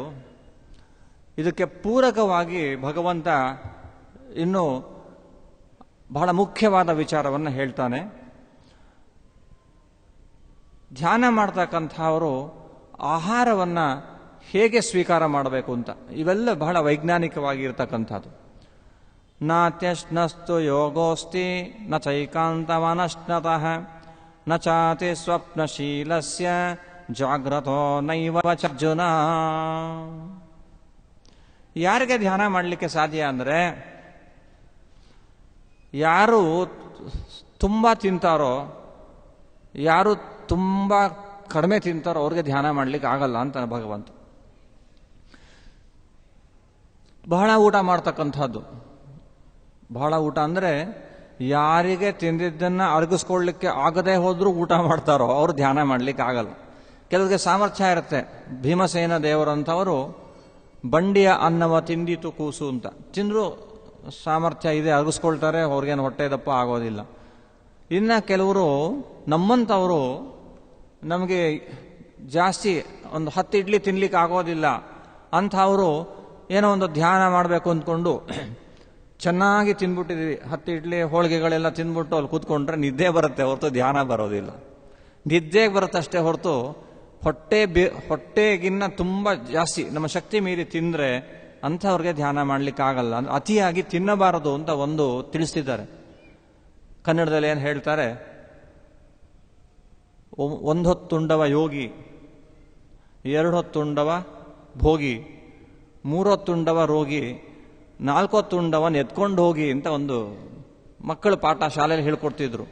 ಯೋಗಿಗಳು ಅಂದರೆ ಸನ್ಯಾಸಿಗಳು 1 ಹೊತ್ತೇ ಊಟ ಮಾಡೋದು, ಇವತ್ತು ಊಟ ಮಾಡಿದ್ರೆ ನಾಳೆನೇ ಊಟ, ಅವರು ಯೋಗಿಗಳು. ಕಾರಣ ಹೆಚ್ಚಿನ ಕಾಲವನ್ನು ಭಗವಂತನಲ್ಲಿ ಇಡ್ತಾರೆ. ನಮ್ಮಂಥವರು 2 ಹೊತ್ತು ಊಟ ಮಾಡಿದ್ವಿ ಭೋಗಿಗಳು. ಹೌದು, ಗೃಹಸ್ಥರಿಗೆ ಇದೆ. ಇಲ್ಲ 3 ಸಾತಿ ತಿಂದಿನ ರೋಗ ರುಜಿನ ಶುರು ಆಗ್ತದೆ, ರೋಗಿ. 4 ಹೊತ್ತು ತಿಂತಿ ಅಂದರೆ ಎತ್ಕೊಂಡು ಹೋಗಿ ಅಂತಾರೆ. ಹಾಗಾಗಿ ಇಲ್ಲಿ ಭಗವಂತ ಹೇಳ್ತಾನೆ, ನಾತ್ಯಶ್ನತಸ್ತು ಯೋಗೋಸ್ತಿ. ಯಾರು ತುಂಬ ತಿಂತಾನೆ ಅವನಿಗೆ ಧ್ಯಾನವನ್ನು ಮಾಡಲಿಕ್ಕಾಗಲ್ಲ, ಅವನಿಗೆ ಕೂತ್ಕೊಳ್ಳೋಕ್ಕೆ ಆಗಲ್ಲ, ಏನೋ ರೋಗ ರುಜಿನಗಳು ಜಾಸ್ತಿ ಆಗ್ಬಿಟ್ಟು ಡಯಾಬಿಟಿಸ್ BP ಬರ್ಬೋದು, ಅಥವಾ ನಿದ್ದೆ ಬರ್ಬೋದು, ಅಷ್ಟೇ ಧ್ಯಾನ ಮಾಡಲಿಕ್ಕಾಗಲ್ಲ. ಸರಿ, ಹಾಗಾದರೆ ನಾಳೆಯಿಂದ ನಾನು ಊಟನೇ ಬಿಟ್ಬಿಡ್ತೀನಿ ಅಂತಂದರೆ ನಚೈಕಾಂತ ಮನಶ್ನತಃ, ಕೂತ್ಕೊಳ್ಳಿಕ್ಕೆ ಆಗಲ್ಲ ಅವನು, ಊಟ ತಿಂಡಿ ಮಾಡದೆ ನೆಟ್ಟಗೆ ಕೂತ್ಕೊಳ್ಳಿಕ್ಕೆ ಆಗಲ್ಲ, ಅಂಥವನಿಗೂ ಧ್ಯಾನ ಮಾಡಲಿಕ್ಕೆ ಆಗಲ್ಲ ಅಂತ. ಯಾವುದು ಎಕ್ಸ್ಟ್ರೀಮಿಟಿ ಅಂತಾರೆ, ಅತಿಯಾಗಬಾರ್ದು. ಅತಿಯಾಗಿ ಊಟವನ್ನು ಮಾಡಬಾರ್ದು, ಅಥವಾ ಊಟವನ್ನೇ ಬಿಟ್ಟುಬಿಟ್ಟು ನಾನು ಇನ್ಮೇಲೆ ಊಟನೇ ಮಾಡಲ್ಲ ಧ್ಯಾನ ಮಾಡ್ತೀನಿ, ಆಗೋದಿಲ್ಲ. ಏಕಾದಶಿ ನಿಯಮೇನ ಮಾಡ್ತೀವಿ, ರಾತ್ರಿ ಎಷ್ಟು ಜನಕ್ಕೆ ಜಾಗರಣೆ ಮಾಡಲಿಕ್ಕೆ ಆಗುತ್ತೆ ಅಂದರೆ ಕೂತ್ಕೊಳ್ಳಿಕ್ಕೆ ಆಗಲ್ಲ, ಒದ್ದಾಡ್ತಾರೆ. ನ್ಯಾಯವಾಗಿ ಏಕಾದಶಿ ರಾತ್ರಿಯಿಂದ ಬೆಳಗಿನವರೆಗೂ, ದ್ವಾಸಿ ಬೆಳಗಿನವರೆಗೂ ತಾಳ ಹಿಡ್ಕೊಂಡು ಅವರು ಧ್ಯಾನವನ್ನು ತುಂಬ ಜನ ಮಾಡ್ತಿದ್ರು, ಇವತ್ತು ಕೆಲವರು ಇದ್ದಾರೆ. ಹಾಗಾಗಿ ಕಾಗದ ಬಂದಿದೆ ನಮ್ಮ ಕಮಲಾನಾಭನದು, ಈ ಕಾಗದವನ್ನು ಓದಿಕೊಂಡು ಕಾಲವ ಕಳೆಯಿರೋ, ಗೆರೆ ಕಾಲ್ ಕಟ್ಟೀರೆಂಬೋ ಕಾಗದ ಬಂದಿದೆ, ಹೆಜ್ಜೆ ಹೆಜ್ಜೆಗೂ ಹರಿಹರಿ ಎಂಬ ಕಾಗದ ಬಂದಿದೆ, ಲಜ್ಜೆ ಬಿಟ್ಟು ಕುಣೀರೆಂಬೋ ಕಾಗದ ಬಂದಿದೆ, ನಮ್ಮ ಕಮಲಾನಾಭನು ತಾನೇ ಬರೆದ ಕಾಗದ ಬಂದಿದೆ ಅಂತ. ಯಾವ್ಯಾವುದೋ ಕಾಗದವನ್ನು ಓದಿ ಇವತ್ತು ಹಾಳಾಗ್ತಾ ಇದ್ದಾರೆ ನಮ್ಮ ಹುಡುಗರು. ಯಾರ್ಯಾರ್ದೋ ಕಾಗದವನ್ನು ಓದಬೇಡಿಪ್ಪ, ಹಾಳಾಗಬೇಡಿ. ನಮ್ಮ ಭಗವಂತ ಕಮಲನಾಭ ಬರೆದಿದ್ದ ಕಾಗದ ಬಂದಿದೆ, ಶಾಸ್ತ್ರಗಳಿದೆ, ವೇದವ್ಯಾಸ ದೇವರ ಗ್ರಂಥ, ಪುರಾಣ, ಇತಿಹಾಸಗಳಿದೆ, ಅದನ್ನು ಓದಿ. ನ್ಯೂಸ್ ಪೇಪರ್ನ ಓದ್ಕೊಂಡು ನಾವು ಹಾಳಾಗ್ತಾ ಇದ್ರೆ, ಜ್ಞಾನಿಗಳು ಭಗವಂತನ ಪೇಪರ್ ಏನಿದೆ ಅದನ್ನು ಓದ್ಕೊಂಡು ಉದ್ಧಾರವಾಗ್ತಿದ್ದಾರೆ. ಹಾಗಾಗಿ ಧ್ಯಾನವನ್ನು ಮಾಡಬೇಕು ಅಂದರೆ ಅತಿಯಾಗಿ ತಿನ್ನಬಾರದು, ಪೂರ್ತಿ ತಿನ್ನದೇ ಇರಬಾರ್ದು ಅಂತ. ಏಕಾಸಿ ಅವಶ್ಯ ಮಾಡಲೇಬೇಕು, ಏನೂ ಆಗೋದಿಲ್ಲ, ಒಂದು ದಿವಸ 2 ದಿವಸಕ್ಕೆ ಆಗೋದಿಲ್ಲ. ಕೆಲವರು ತುಂಬ ನಿಯಮಗಳನ್ನು ತಾವೇ ಮಾಡಿಕೊಂಡು ಅತಿಯಾದ ಉಪವಾಸವನ್ನು ಮಾಡಿಕೊಂಡು ಅವ್ರ ಕೊನೆಗೆ ಏನಾಗ್ಬಿಡುತ್ತೆ ಅಂದರೆ ನಿಂತ್ಕೊಳ್ಳೋಕ್ಕಾಗಲ್ಲ, ಚಿಕ್ಕ ವಯಸ್ಸಿಗೆ. ಉದಾಹರಣೆಗೆ ಯಾರೋ ಒಬ್ಬರು ತುಂಬ ಮಡಿ ಅಂದ್ಕೊಂಡು ಪ್ರತಿ ದಿವಸ ಮಧ್ಯಾಹ್ನ 3 ಗಂಟೆ 4 ಗಂಟೆ 5 ಗಂಟೆಗೆ ಊಟ ಅಂತ ಇಟ್ಕೊಳ್ಳಿ. ಅವ್ರಿಗೆ 30 ವರ್ಷ 35 ವರ್ಷಕ್ಕೆ ಅವ್ರಿಗೆ ಆರೋಗ್ಯ ಕೆಟ್ಟೋಗ್ಬಿಡುತ್ತೆ. ತುಂಬ ಉಪವಾಸಗಳನ್ನ ಮಾಡೋದು, ಮಡಿಯನ್ನು ಮಾಡಲೇಬೇಕು, ದೇವರ ಪೂಜೆ ನೈವೇದ್ಯ ಎಲ್ಲೂ ಆಗಬೇಕು. ಸುಮ್ಮನೆ ಹೊತ್ತು ಮಾಡಿಕೊಂಡು ನಾವು ಊಟ ತಿಂಡಿಯನ್ನು ಬಿಟ್ಟರೆ ಅದು ಸಾಧನೆಗೆ ಅನುಕೂಲ ಆಗಲ್ಲ, ವಿರೋಧವಾಗುತ್ತೆ. ನಾವು ಜ್ಞಾನ ಭಕ್ತಿ ವೈರಾಗ್ಯವನ್ನು ಪಡೀಬೇಕಾದ್ರೆ ಅದಕ್ಕೆ ಆಯಸ್ಸು, ಆರೋಗ್ಯ, ಐಶ್ವರ್ಯ ಬೇಕು. ಆಯಸ್ಸು ಇದ್ದರೆ ನಾವು ಹೆಚ್ಚಿಗೆ ಸಾಧನೆ ಮಾಡಲಿಕ್ಕೆ ಸಾಧ್ಯ, ಅಮೂಲ್ಯವಾದಂಥ ಮನುಷ್ಯ ಜನ್ಮ ಬಂದಾಗ. ಆರೋಗ್ಯ ಇಲ್ಲದೆ ಹೋದ್ರಂತೂ ಏನೂ ಮಾಡಲಿಕ್ಕಾಗಲ್ಲ, ಅದು ನಮ್ಮೆಲ್ಲರ ಅನುಭವ. ಯಾಕೆ ಇವತ್ತು ಬರಲಿಲ್ಲ ಪುರಾಣಕ್ಕೆ? ಇಲ್ಲ ಮೈ ಸರಿಯಾಗಿರಲಿಲ್ಲ. ಯಾಕೆ ಪಾಠಕ್ಕೆ ಬರಲಿಲ್ಲ? ಇಲ್ಲ ಆರೋಗ್ಯ ಚೆನ್ನಾಗಿಲ್ಲ. ಹಾಗಾಗಿ ಆರೋಗ್ಯ ಬೇಕು, ಸ್ವಲ್ಪ ಮಟ್ಟಿಗೆ ದೈವಿ ಸಂಪತ್ತು ಬೇಕಾಗುತ್ತೆ. ಹಾಗಾಗಿ ಧ್ಯಾನವನ್ನು ಮಾಡ್ತಕ್ಕಂಥವನು ಮೊದಲು ಆಹಾರದ ನಿಯಂತ್ರಣ ಇರಬೇಕು. ತಿರ್ಗಾ ಇಲ್ಲಿ ಬಂದಂತೆ ನಾಲಿಗೆ ನಮ್ಮ ಹತೋಟಿನಲ್ಲಿ ಇರಬೇಕು. ನಾಲಿಗೆ ನಮ್ಮ ಹತೋಟಿನಲ್ಲಿ ಇರಬೇಕು. ಎಷ್ಟು ಬೇಕೋ ಅಷ್ಟು ಅದನ್ನು ಬರೀತಾರೆ ರಾಯರು ಕೂಡ. ತುಂಬ ಅದಕ್ಕೆ ರಾಯರ ಮಹಿಮೆಯ ಮಾತೇ ತುಂಬ ಚೆನ್ನ. ಎಷ್ಟು ತಿಂದರೆ ಧ್ಯಾನಕ್ಕೆ ತೊಂದರೆ ಆಗಲ್ವೋ ಅಷ್ಟೇ ತಿನ್ನಬೇಕು. ಎಷ್ಟು ತಿನ್ನದೇ ಹೋದರೆ ಧ್ಯಾನಕ್ಕೆ ತೊಂದರೆ ಆಗತ್ತಲ್ಲ ಅಷ್ಟಾದರೂ ತಿನ್ನಬೇಕು. ಅತಿ ತಿನ್ನಬಾರ್ದು, ಅತಿ ಬಿಡಬಾರ್ದು ಅಂತ ಇಷ್ಟೆಲ್ಲ ಹೇಳಿ ಮುಂದಿನ ಮಾತು ಕೃಷ್ಣ ಹೇಳ್ತಾನೆ. ಅದಕ್ಕೆ ಮುಂಚೆ ರಾಯರ ಒಂದು ಅದ್ಭುತವಾದಂತಹ ಮಾತು, ಅತ್ರ ಅಶನ ಜಾಗರಣ ನಿಷೋಧ ಅಶಕ್ತಸ್ಯ ಶಕ್ತಸ್ಯ ತು ಅಶನಾದಾವಪಿನ ಯೋಗಕ್ಷತಿರಿತಿ ಜ್ಞೇಯಂ ಅಂತ ಬರೀತಾರೆ ರಾಯರು. ಇಲ್ಲಿ ಹೇಳಿದ್ದು ನಮ್ಮ ನಿಮ್ಮಂಥವರಿಗೆ, ಭೀಮಸೇನ ಅಂಥ ಶಕ್ತರಿಗಲ್ಲ. ಅವರು ತುಂಬ ಬಂಡಿಯನ್ನು ತಿಂದರೂ ಧ್ಯಾನ ಮಾಡ್ತಾರೆ, ತಿಂಗಳಾನ್ಗಟ್ಟಲೆ ಉಪವಾಸ ಇದ್ದು ಧ್ಯಾನವನ್ನು ಮಾಡ್ತಾರೆ. ಹಾಗಾಗಿ ಶಕ್ತರಾಗಿದ್ದರೆ ಉಪವಾಸವನ್ನು ಮಾಡಲಿ. ಕೆಲವರು ಭೀಷ್ಮ ಪಂಚಕ ಮಾಡ್ತಾರೆ, ಕೆಲವರು ಅನೇಕ ಬಾರಿ ಭೀಷ್ಮ ಪಂಚಕ ಮಾಡಿ 5 ದಿವಸ ಉಪವಾಸವನ್ನು ಮಾಡ್ತಾರೆ. ನಮ್ಮ ಮನೆ ಹತ್ರ ಮೊನ್ನೆ ಒಬ್ಬರು ಮಡಿ ಹೆಂಗಸವರು 2-3 ವರ್ಷದಿಂದ ಭೀಷ್ಮ ಪಂಚಕ ಮಾಡಿದಾರಂತೆ. ಪ್ರತಿನಿತ್ಯವೂ ತಾವೇ ಅಡುಗೆ ಮಾಡಿ ಬ್ರಾಹ್ಮಣರಿಗೆ ಊಟಕ್ಕೆ ಹಾಕ್ತಾರೆ. 5ನೇ ದಿವಸವೂ ಕೂಡ ಉಪವಾಸ ಮಾಡಿ 6ನೇ ದಿವಸ ಪಾಲನೆ ತಾವೇ ಅಡುಗೆ ಮಾಡಿ, ಬೇರೆಯವರು ಅಡುಗೆ ಮಾಡಬಾರ್ದಂತೆ. 5 ದಿವಸ ಉಪವಾಸ ಮಾಡಿ ಭೀಷ್ಮ ಪಂಚಕದ ಪಾಲನೆಗೆ ನನ್ನ ಕರೆದಿದ್ರು. ತಾವೇ ಅಡುಗೆ ಮಾಡಿ ಬಡಿಸ್ಬೇಕು ಅಂತ. ಅಂಥ ಶಕ್ತರಿಗೆ ಪರವಾಗಿಲ್ಲ. ನೀವು ಸುಮ್ಮನೆ ಸ್ವಲ್ಪ ಉಪವಾಸ ಮಾಡಿಬಿಟ್ಟು ಮಲ್ಕೊಂಡ್ಬಿಡೋದು, ಉಪವಾಸವನ್ನು ಮಾಡಿ ಪಾಠ ಇಲ್ಲ ಪ್ರವಚನವಿಲ್ಲ ಮಲ್ಕೊಂಡ್ರೆ, ಅಂಥ ಅಶಕ್ತರಿಗೆ ಹೇಳಿದ್ದು ಎಷ್ಟು ಬೇಕೋ ಅಷ್ಟು ಆಹಾರವನ್ನು ತಗೊಳ್ಳಿ. ಧ್ಯಾನ ಮಾಡತಕ್ಕಂಥವ್ರು ಧ್ಯಾನ ಮಾಡಕ್ಕೆ. ಇನ್ನೊಂದು ವಿಚಾರ ಹೇಳ್ತಾನೆ ಭಗವಂತ, ನಚ ಅತಿ ಸ್ವಪ್ನಶೀಲಸ್ಯ ಜಾಗೃತೋ ವೈ ನೈವ ಅರ್ಜುನ. ಮತ್ತೆ ಇನ್ಯಾರಿಗೆ ಧ್ಯಾನ ಮಾಡ್ಲಿಕ್ಕೆ ಆಗಲ್ಲ ಅಂತಾರೆ ಭಗವಂತ ಹೇಳ್ತಾನೆ. ತುಂಬ ನಿದ್ದೆ ಮಾಡ್ತಾರಲ್ಲ, ಯಾವಾಗ ನೋಡಿದ್ರು ನಿದ್ದೆ ಮಾಡ್ತಿರೋದು. ಬೆಳಗ್ಗೆ ಎದ್ದಿದ್ದು 8-9 ಗಂಟೆಗೆ ಏನೋ ಸ್ನಾನ ಸಂಧ್ಯಾವನೆ ಮಾಡಬೇಕು ಅಂತ ಮಾಡಿಬಿಟ್ಟು ತಿಂಡಿ ಗಿಂಡಿ ತಿಂದ್ಬಿಟ್ಟು 10 ಗಂಟೆಯಿಂದ ಲೈಟಾಗಿ ಸ್ವಲ್ಪ ಹೊತ್ತು ನಿದ್ದೆ, 10ರಿಂದ 11. ಆಮೇಲೆ ತಿರ್ಗಾ ಎದ್ದು ಊಟವನ್ನು ಮಾಡಿ 2 ಗಂಟೆಯಿಂದ ಸಾಯಂಕಾಲ 5-6 ಗಂಟೆವರೆಗೂ ನಿದ್ದೆ. ಸರಿ, ಊಟ ತಿಂಡಿ ಎಲ್ಲ ಆಯಿತು, 8-8:30 ಮಲ್ಕೊಂಬಿಡೋದು.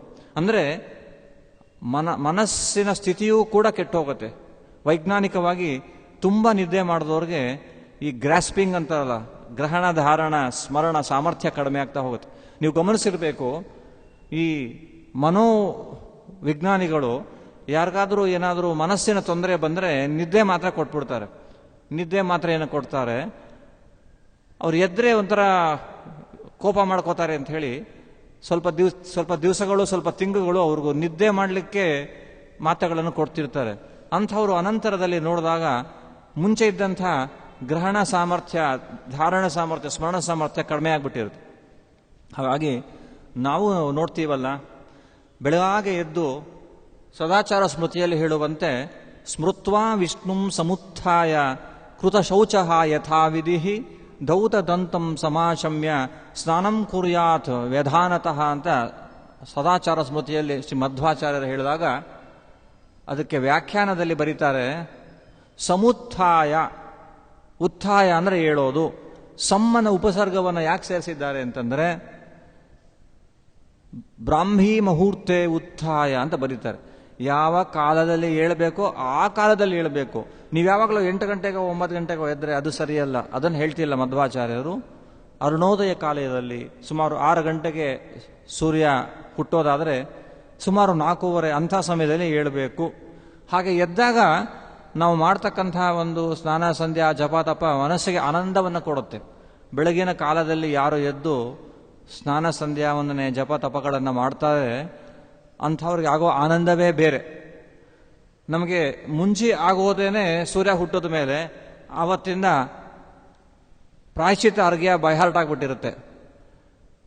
ಕಾಲಾತೀತ ಪ್ರಾಯಶ್ಚಿತ್ತಾರ್ಥಂ ಚತುರ್ಥ ಅರ್ಘ್ಯ ಪ್ರಧಾನ ಮಹಂ ಕರಿಷ್ಯೆ ಅಂತ ಹೇಳಿ ಅದು ಕೊಟ್ಟು ಅಭ್ಯಾಸ. ಸೂರ್ಯ ಹುಟ್ಟುವ ಮುಂಚೆ ನಾವು ಎದ್ದು ಕೊಡೋದೇ ಅಪರೂಪ. ಕೆಲವರು ಇವತ್ತಿದ್ದಾರೆ, ಇಲ್ಲ ಅಂತಲ್ಲ. ತಿರ್ಗಾ ಸದಾಚಾರ ಸ್ಮೃತಿ ಹೇಳ್ತಾರೆ, ಬೆಳಗ್ಗೆ ಯಾವಾಗ ಅರ್ಘ್ಯ ಕೊಡಬೇಕು, ಸಾಯಂಕಾಲ ಸನಕ್ಷತ್ರಂ ಸ ದಿವಾಕರ ಅಂತ ಹೇಳ್ತಾರೆ. ನಕ್ಷತ್ರಗಳು ಇರುವ ಕಾಲದಲ್ಲಿ ಬೆಳಗ್ಗೆ ಅರ್ಘ್ಯವನ್ನು ಕೊಡಬೇಕು. ಸೂರ್ಯ ಹುಟ್ಟಕ್ಕೆ ಮುಂಚೆ ಸ ದಿವಾಕರ, ಸಾಯಂಕಾಲ ಸೂರ್ಯ ಇರುವಾಗಲೇ ಅರ್ಘ್ಯವನ್ನು ಕೊಡಬೇಕು. ನಕ್ಷತ್ರ ಹುಟ್ಟಕ್ಕೆ ಮುಂಚೆ ಬೆಳಗ್ಗೆ ನಕ್ಷತ್ರ ಇರುವಾಗಲೇ ಕೊಡಬೇಕು. ಅಂದರೆ ಸೂರ್ಯ ಹುಟ್ಟುವ ಮುಂಚೆ ಎದ್ದು ನಾವು ಅರ್ಘ್ಯವನ್ನು ಕೊಡಬೇಕು. ಸೂರ್ಯ ಮುಳುಗುವ ಮುಂಚೆ ಸಾಯಂಕಾಲ ಅರ್ಘ್ಯವನ್ನು ಕೊಡಬೇಕು. ಇಷ್ಟೆಲ್ಲ ಯಾಕೆ ಹೇಳ್ತಾ ಇರೋದು ಅಂತಂದರೆ, ಅತಿಯಾದ ನಿದ್ದೆಯನ್ನು ಯಾರು ಮಾಡ್ತಾನೋ ಅವನಿಗೆ ಧ್ಯಾನ ಮಾಡಲಿಕ್ಕೆ ಆಗಲ್ಲ. ಅವನು ಕೂತ್ಕೊಂಡ್ರು ತಿರ್ಗಾ ನಿದ್ದೆನೇ ಮಾಡ್ತಾನೆ ಹೊರತು ಧ್ಯಾನ ಮಾಡಲಿಕ್ಕೆ ಆಗೋದಿಲ್ಲ. ಅತಿ ಊಟ ಮಾಡಿದ್ರೂ ಧ್ಯಾನ ಮಾಡಲಿಕ್ಕೆ ಆಗೋದಿಲ್ಲ, ಅತಿ ನಿದ್ರೆಯನ್ನು ಮಾಡೋದು ಧ್ಯಾನ ಮಾಡಲಿಕ್ಕೆ ಆಗೋದಿಲ್ಲ.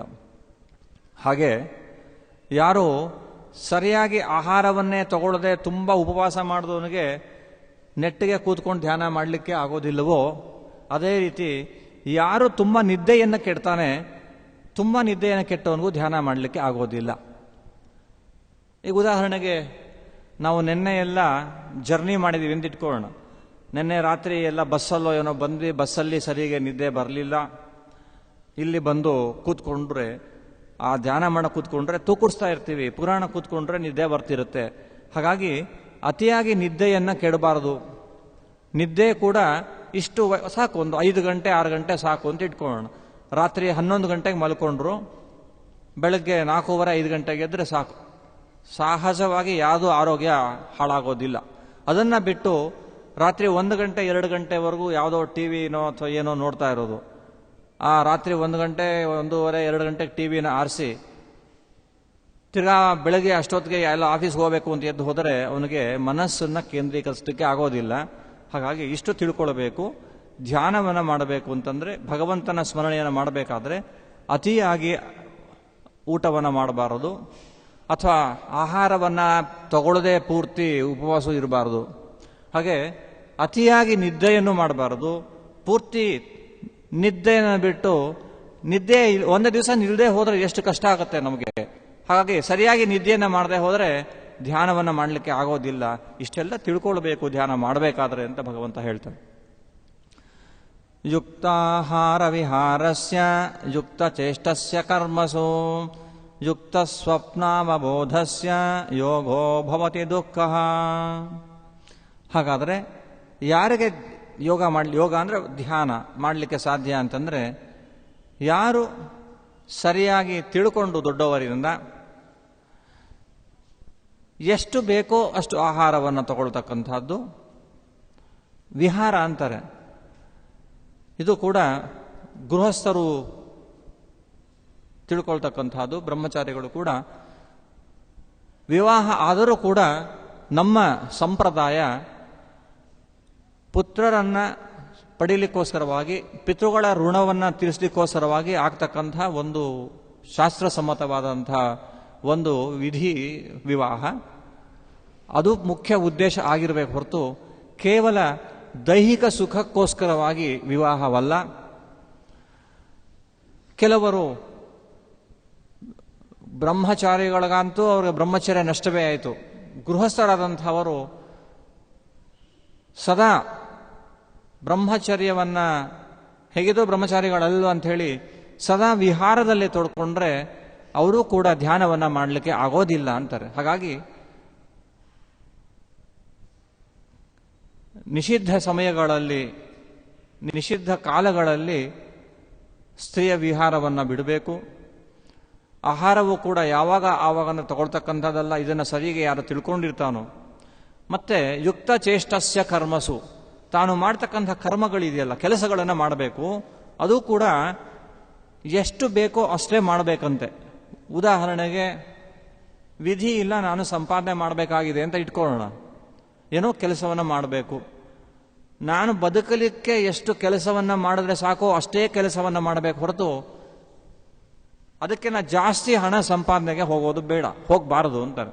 ಕಾರಣ, ಯಾವಾಗ ಮನಸ್ಸು ಬೇರೆಯ ಕೆಲಸಗಳಲ್ಲಿ ಹಣ ಸಂಗ್ರಹಣದಲ್ಲಿ ಹೋಗ್ತಾ ಇದೆಯೋ ಆವಾಗ ಮನಸ್ಸು ಭಗವನ್ನ ಕಡೆ ಹೋಗೋದಿಲ್ಲ. ನಾವೇನು ಹೇಳ್ತೇವೆ, ಸಂತತಂ ಚಿಂತೆಯೇನಂತಮ್ಮಂತ. ನಾವು ಸದಾ ಬೇರೆ ಕಡೆ ಮನಸ್ಸನ್ನು ಕೊಟ್ಟಾಗ ಭಗವಂತನ ಚಿಂತನೆ ಮಾಡಲಿಕ್ಕೆ ಆಗೋದಿಲ್ಲ. ಆದ್ದರಿಂದ ನಮ್ಮ ಆಹಾರ, ನಮ್ಮ ವಿಹಾರಗಳು ನಮ್ಮ ನಿಯಂತ್ರಣದಲ್ಲಿ ಇತಿಮಿತಿಯಲ್ಲಿ ಇರಬೇಕು ಅಂತಾನೆ ಕೃಷ್ಣ.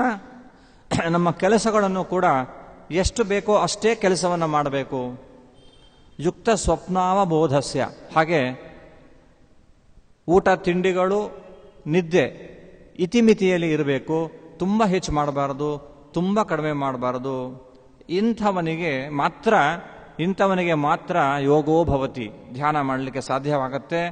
ಇಲ್ಲದೆ ಹೋದರೆ ಧ್ಯಾನ ಮಾಡಲಿಕ್ಕೆ ಆಗೋದಿಲ್ಲ ಅಂತಾರೆ. ಆಯರು ಬರೀತಾರೆ, ಧ್ಯಾನ ಯೋಗ ಸಮಾಧಿ ರೀತಿ ಯಾವತ್ತು ದುಃಖ ಭವತಿ ಇತ್ಯರ್ಥ. ಸಮಾಧಿ ಅವಸ್ಥೆ ಅಂದರೆ ಮೈ ಮೇಲೆ ಎಚ್ಚರ ಇರಬಾರ್ದು. ಕೂತ್ಕೊಂಡು ಧ್ಯಾನ ಮಾಡ್ತಿದ್ರೆ ಯಾರಾದರೂ ಅವರನ್ನು ಕೂಗಿದ್ರೆ ಕೇಳಿಸಬಾರ್ದು, ಅವ್ರನ್ನ ಮುಟ್ಟಿದ್ರೂ ಕೂಡ ಅವ್ರಿಗೆ ಗೊತ್ತಾಗಬಾರ್ದು.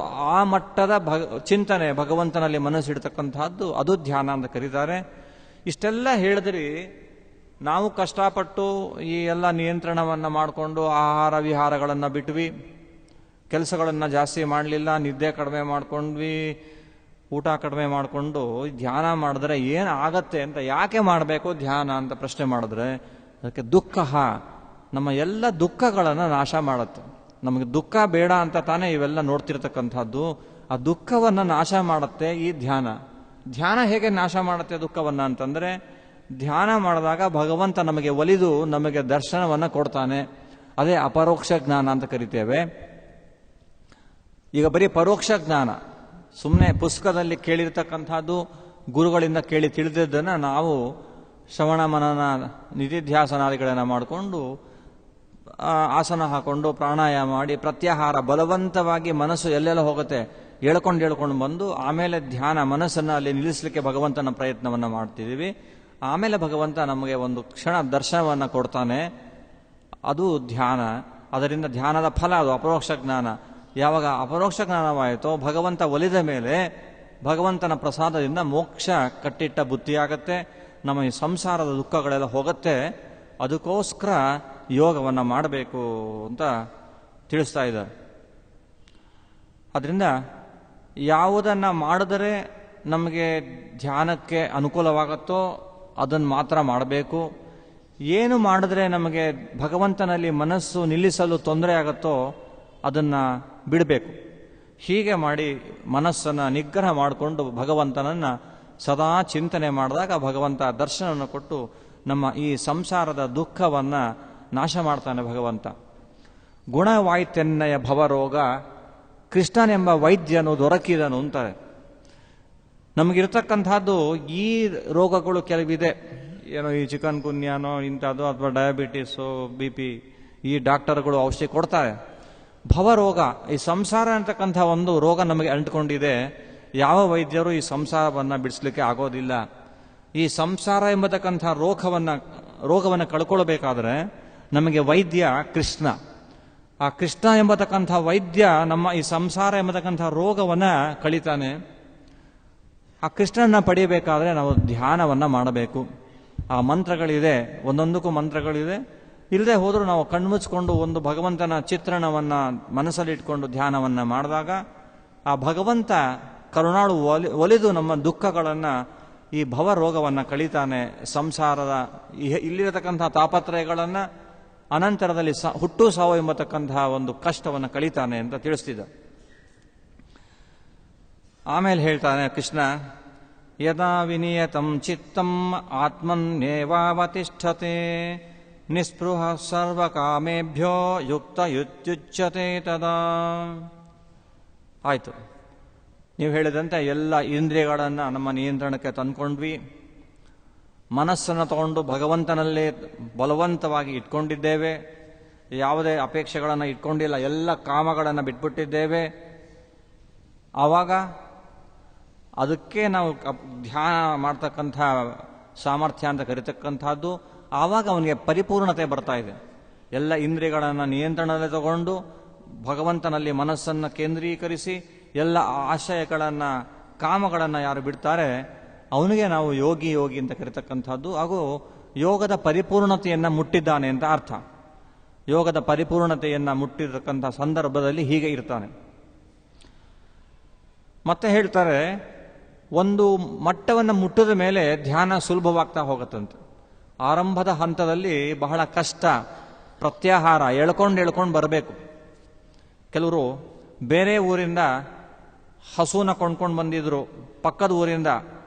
ಅದು ಆದಷ್ಟು ಬಿಚ್ಚಿಸ್ಕೊಂಡು ತನ್ನ ಮೊದಲಿನ ಊರಿಗೆ ಹೋಗಲಿಕ್ಕೆ ಪ್ರಯತ್ನ ಪಡುತ್ತೆ. ಅದನ್ನು ಎಳ್ಕೊಂಬಂದು ಕಟ್ಟಾಕಬೇಕು. ಸ್ವಲ್ಪ ದಿವಸ ಆದಮೇಲೆ ಓಹೋ ಇವರು ನನ್ನನ್ನು ಬಿಡಲ್ಲ ಅಂತ ಗೊತ್ತಾದರೂ ಹಗ್ಗ ಬಿಚ್ಚಿದ್ರು ಅಲ್ಲೇ ಇರುತ್ತೆ ಹಸು. ಹಾಗೆ ನಮ್ಮ ಮನಸ್ಸು ಎಲ್ಲೆಲ್ಲೋ ಹೋಗ್ತಾ ಇರುತ್ತೆ ಆರಂಭದ ಹಂತಗಳಲ್ಲಿ. ಆಗ ಬಲವಂತದಿಂದ ಎಳ್ಕೊಂಬಂದು ನಾವು ಒಂದು ಕಡೆ ಕಟ್ಟಾಕ್ತಾ ಇದ್ರೆ ಒಂದು ಮಟ್ಟದಲ್ಲಿ ಮನಸ್ಸಿಗೆ ಗೊತ್ತಾಗತ್ತಂತೆ, ಇಲ್ಲ ನಾನು ಎಲ್ಲೋದ್ರೂ ಎಳ್ಕೊಂಬರ್ತಾರೆ ವಾಪಸ್ ಇವರು, ಹಾಗಾಗಿ ನಾನು ಹೋಗೋದಕ್ಕೆ ಆಗೋದಿಲ್ಲ ಅಂತ ಹೇಳಿ ಅಲ್ಲೇ ಮನಸ್ಸು ಸುಮ್ಮನೆ ಆಗ್ಬಿಡುತ್ತಂತೆ. ಹಾಗೆ ಆ ಮಟ್ಟಕ್ಕೆ ಹೋದಂಥ ಯೋಗಿಯ ಒಂದು ಮನಸ್ಸಿನ ಸ್ಥಿತಿಯನ್ನು ಕೃಷ್ಣ ಮುಂದಿನ ಶ್ಲೋಕದಲ್ಲಿ ಹೇಳ್ತಾನೆ. ಯಥಾ ದೀಪೋ ನಿವಾತಸ್ಥೋ ನೇಂಗತೆ ಸೋಪಮ ಸ್ಮೃತ ಯೋಗಿನೋ ಯಥ ಚಿತ್ತಸ್ಯ ಯುಂಜತೋ ಯೋಗಮಾತ್ಮನಃ. ಒಳ್ಳೆಯ ದೃಷ್ಟಾಂತವನ್ನು ಭಗವಂತ ಕೊಡ್ತಾ ಇದ್ದಾನೆ. ಈಗ ನಾವು ಕೆಲವು ಸತಿ ಎಲ್ಲೋ ಹೋಗಿರ್ತೇವೆ, ಗಂಗಾ ನದಿ ಸ್ನಾನ ಮಾಡೋಕ್ಕೋ ಅಥವಾ ಕಾವೇರಿ ಸ್ನಾನಕ್ಕೋ. ಹೆಂಗಸರು ನದಿಯ ತೀರದಲ್ಲಿ ದೀಪವನ್ನು ಹಚ್ಚುವ ಒಂದು ಸಂಪ್ರದಾಯ, ಅಥವಾ ನಾವೇ ಪೂಜೆ ಮಾಡ್ತೀವಿ ಅಂತ ಇಟ್ಕೊಳ್ಳೋಣ. ನದಿ ತೀರದಲ್ಲಿ, ಗಂಗಾ ನದಿಯೋ ಕಾವೇರಿಯೋ ಯಾವುದೋ ನದಿ ತೀರದಲ್ಲಿ ಸ್ನಾನ ಮಾಡಿದ್ವಿ, ಕಾರ್ತಿಕ ಮಾಸವೋ ವೈಶಾಖ ಮಾಸವೋ. ಪೂಜೆ ಮಾಡಿದಾಗ 2 ದೀಪವನ್ನು ಸೊಡಲನ್ನು ಹಚ್ಚಿ ಮಂಗಳಾರತಿ ಮಾಡಬೇಕು ಅಂತ ಹೊರಡ್ತೇವೆ. ಇನ್ನು ದೀಪ ಹಚ್ಚೋದಕ್ಕೆ ಗಾಳಿ ಬಂತು, ಆರೋಗ್ಬಿಡ್ತು. ಇಲ್ಲ ಬೆಂಕಿ ಕಡ್ಡಿ ಹಿಂಗೆ ಅಂತ ಇದ್ರೆ ಆರಿ ಹೋಗ್ತಾ ಇರುತ್ತೆ. ದೀಪ ಹಚ್ತಾರೆ, ಅವ್ರೇನು ದೀಪ ಹಚ್ಚ ಹೋದಾಗ ಆರೋಗ್ತಾ ಇದೆ. ನದಿ ತೀರದಲ್ಲಿ ಜೋರಾಗಿ ಗಾಳಿ ಬೀಸ್ತಾ ಇದೆ, ನೀವು ಎಷ್ಟು ದೀಪ ಹಚ್ಚಿದ್ರೂ ಹೋಗ್ತಾ ಇರುತ್ತೆ. ಹಾಗೆ ನಮ್ಮಂಥವರ ಸ್ಥಿತಿ ಏನು ಅಂತಂದ್ರೆ, ಧ್ಯಾನ ಮಾಡಬೇಕು ಅಂತ ಕೂತ್ಕೊಳ್ತೇವೆ, ಆ ಮನಸ್ಸು ಗಾಳಿ ಬೀಸಿ ಎಲ್ಲ ಹೊಟ್ಟೋಗ್ತಾ ಇದೆ. ಶಾಲೆಯಲ್ಲಿ ನಾನು ಅಧ್ಯಾಪಕನಾಗಿದ್ದೆ. ಆ ಹುಡುಗರಿಗೆ ಒಂದು ಪಿರಿಯಡ್ ಯೋಗ ಅಂತ ಕಂಪಲ್ಸರಿ ಇತ್ತು. ಯೋಗ ಒಂದು ಪಿರಿಯಡ್ ಅಂತ. ಆ ಸ್ಕೂಲಲ್ಲಿ ಫೀಸ್ ತಗೋಬೇಕಾದ್ರೆ ಯೋಗ ಫೀಸ್ ಅಂತ ಎಷ್ಟೋ ತಗೊಂಡ್ಬಿಟ್ಟಿರ್ತಾರೆ. ಅದಕ್ಕೋಸ್ಕರನಾದ್ರೂ ಯೋಗ ಮಾಡಬೇಕು. ಇಲ್ಲ ಪೇರೆಂಟ್ಸ್ ಕೇಳ್ತಾರೆ, ಆ ಲಿಸ್ಟಲ್ಲಿ ವರ್ಷಕ್ಕೊಂದ್ಸತಿ ಫೀಸ್ ತಗೊಬೇಕಾದ್ರೆ ಲೈಬ್ರರಿ ಫೀಸು, ಆ ಫೀಸು, ಇವು ಫೀಸ್ ಅಂತ ಯೋಗ ಫೀಸ್ ಅಂತ, ಅದಕ್ಕೆ ಒಂದು ಕ್ಲಾಸ್ ಯೋಗ ಅಂತ ಹೇಳಿ. ಇಷ್ಟ ಬಂದಾಗಲ್ಲ ಆ ಯೋಗ ಬೇರೆ, ಇಲ್ಲಿ ಹೇಳ್ತಿರೋ ಯೋಗ ಬೇರೆ. ದಯವಿಟ್ಟು ಒಂದಕ್ಕೊಂದಕ್ಕೆ ಕನ್ಫ್ಯೂಸ್ ಮಾಡ್ಕೊಳ್ಬಾರ್ದು. ಇಲ್ಲಿ ಯಾಕೆ ಹೇಳಕ್ ಹೋದೆ ಅಂತ ಹೇಳಿದ್ರೆ, ಅಲ್ಲಿ ಯೋಗ ಅಂತ ಕರೀತಾರೆ, ಅವ್ರನ್ನ ಕೂಡಿಸ್ಬಿಟ್ಟು ಎಲ್ಲ ಮಕ್ಕಳನ್ನ ಕಣ್ಮುಚ್ಕೊಂಡು ಧ್ಯಾನ ಮಾಡಿ ಅಂತ ಎಲ್ಲ ಜನ ಇರ್ತಾರೆ. ಬೂಟ್ಸ್ ಹಾಕೊಂಡು ಚಪ್ಪಲಿ ಹಾಕೊಂಡು ಅಲ್ಲಿ ಕೂತ್ಕೊಂಡು ಆ ಯೋಗ ಟೀಚರ್ ಅಂತ ಒಬ್ರು ಇರ್ತಾರೆ. Yoga teacher, children close your eyes ಅಂತ ಕಣ್ಮುಚ್ಕೊಂಡ್ರು, ಸೇ ಓಂ ಅಂತ ಎಲ್ಲರೂ ಓಂ ಅಂತಾರೆ. ಸೊ ನಾವು ದ ಧ್ಯಾನ ಕ್ಲಾಸ್ ಈಸ್ ಓವರ್. ಇದು ಧ್ಯಾನವಲ್ಲ. ಹಾಗೆ ಮನಸ್ಸು ಒಂದು ಕಡೆ ಕೇಂದ್ರೀಕೃತ ಆಗ್ತಾ ಇಲ್ಲ. ನಮ್ಮ ಒಂದು ಮಟ್ಟದಲ್ಲಿ ನಾವು ಧ್ಯಾನ ಮಾಡಬೇಕು ಅಂತ ಕೂತ್ಕೊಳ್ತೇವೆ. ಈಗ ನಾನು ಹೇಳಿದಂತೆ ಶಾಲಾ ವಿದ್ಯಾರ್ಥಿಗಳಿಗೆ ಯೋಗ ಕ್ಲಾಸಲ್ಲಿ ಕೂಡಿಸ್ಬಿಟ್ಟು ಅವ್ರಿಗೆ ಒಂದು ಸೆಕೆಂಡ್ ಕಣ್ಮುಚ್ಕೊಳ್ಳಿಕ್ಕೆ ಆಗಲ್ಲ. ಧ್ಯಾನ ಮಾಡಿ ಅಂದರೆ ಹೇಗೆ ಆಗಲ್ವೋ, ನಾವು ಅದೇ ಮಟ್ಟದಲ್ಲಿ ಇದ್ದೇವೆ, ನಾವೇನು ಮೇಲಿನ ಮಟ್ಟದಲ್ಲಿ ಇಲ್ಲ. ಈಗ ನಾವು ಹೇಳ್ತಿರೋದು ಉತ್ತಮ ಮಟ್ಟದ ಯೋಗಿಗಳಿಗೆ ಏನಾಗಿರುತ್ತೆ ಅಂದರೆ, ಈ ಎಕ್ಸ್ಪೀರಿಯನ್ಸ್ ಮೇಕ್ಸ್ ಮ್ಯಾನ್ ಪರ್ಫೆಕ್ಟ್ ಅನ್ನಂಗೆ ಅಭ್ಯಾಸದಿಂದ ಒಂದು ಮಟ್ಟಕ್ಕೆ ಹೋಗಿರ್ತಾರೆ. ಅವ್ರಿಗೆ ಏನು ಮಾಡಿದ್ರೂ ಮನಸ್ಸು ಆ ಕಡೆ ಈ ಕಡೆ ಹೋಗ್ತಿಲ್ಲ. ಅದಕ್ಕೆ ಭಗವಂತ ಕೊಡ್ತಿರ್ತಕ್ಕಂಥ ದೃಷ್ಟಾಂತ, ಗಾಳಿ ಇಲ್ಲದೆ ಇರುವಂಥ ಜಾಗ. ಗಾಳಿ ಅಂದರೆ ಆಕ್ಸಿಜನ್ ಹೇಳ್ತಾ ಇಲ್ಲ. ನಿವಾತಃ, ವಾತ ಅಂದ್ರೆ ಗಾಳಿ, ಎಲ್ಲಿ ಗಾಳಿ ಬೀಸ್ತಾ ಇಲ್ವೋ ಅಂತ. ವಿಂಡ್ ಅಂತಂದ್ರೆ blowing air is called wind ಅಂತಾರೆ. ಗಾಳಿ ಒಂದು ಕಡೆಗೆ ಒಂದು ಬೀಸತ್ತಲ್ಲ, ಅದಕ್ಕೆ ಗಾಳಿ ವಿಂಡ್ ಅಂತ ಹೇಳ್ತಕ್ಕಂಥದ್ದು. ನಾ ಹೇಳಿದ ದೃಷ್ಟಾಂತ, ನದಿ ತೀರದಲ್ಲಿ ನಾವು ದೀಪ ಹಚ್ಚಿದಾಗ ಜೋರಾಗಿ ಗಾಳಿ ಬೀಸಿ ಹೇಗೆ ಆರೋಗುತ್ತೋ ಹಾಗೆ ನಮ್ಮ ಧ್ಯಾನದ ಪರಿಸ್ಥಿತಿ. ಜೋರಾಗಿ ಗಾಳಿ ಬೀಸ್ತಂತೆ ಮನಸ್ಸು ಎಲ್ಲೆಲ್ಲ ಹೊಡ್ಕೊಂಡು ಹೋಗ್ಬಿಡುತ್ತೆ, ಧ್ಯಾನ ಮಾಡಲಿಕ್ಕೆ ಆಗ್ತಿಲ್ಲ. ಆದರೆ ಯೋಗಿಗಳಿಗೆ ಏನಾಗಿದೆ ಅಂತಂದ್ರೆ, ಈಗ ನಮ್ಮ ಮನೆಯಲ್ಲಿ ಒಂದು ದೇವರ ಕೋಣೆ ಅಂತ ಇದೆ. ಆ ದೇವರ ಕೋಣೆಯಲ್ಲಿ ಯಾವುದೂ ಗಾಳಿ ಬೀಸೋದಿಲ್ಲ.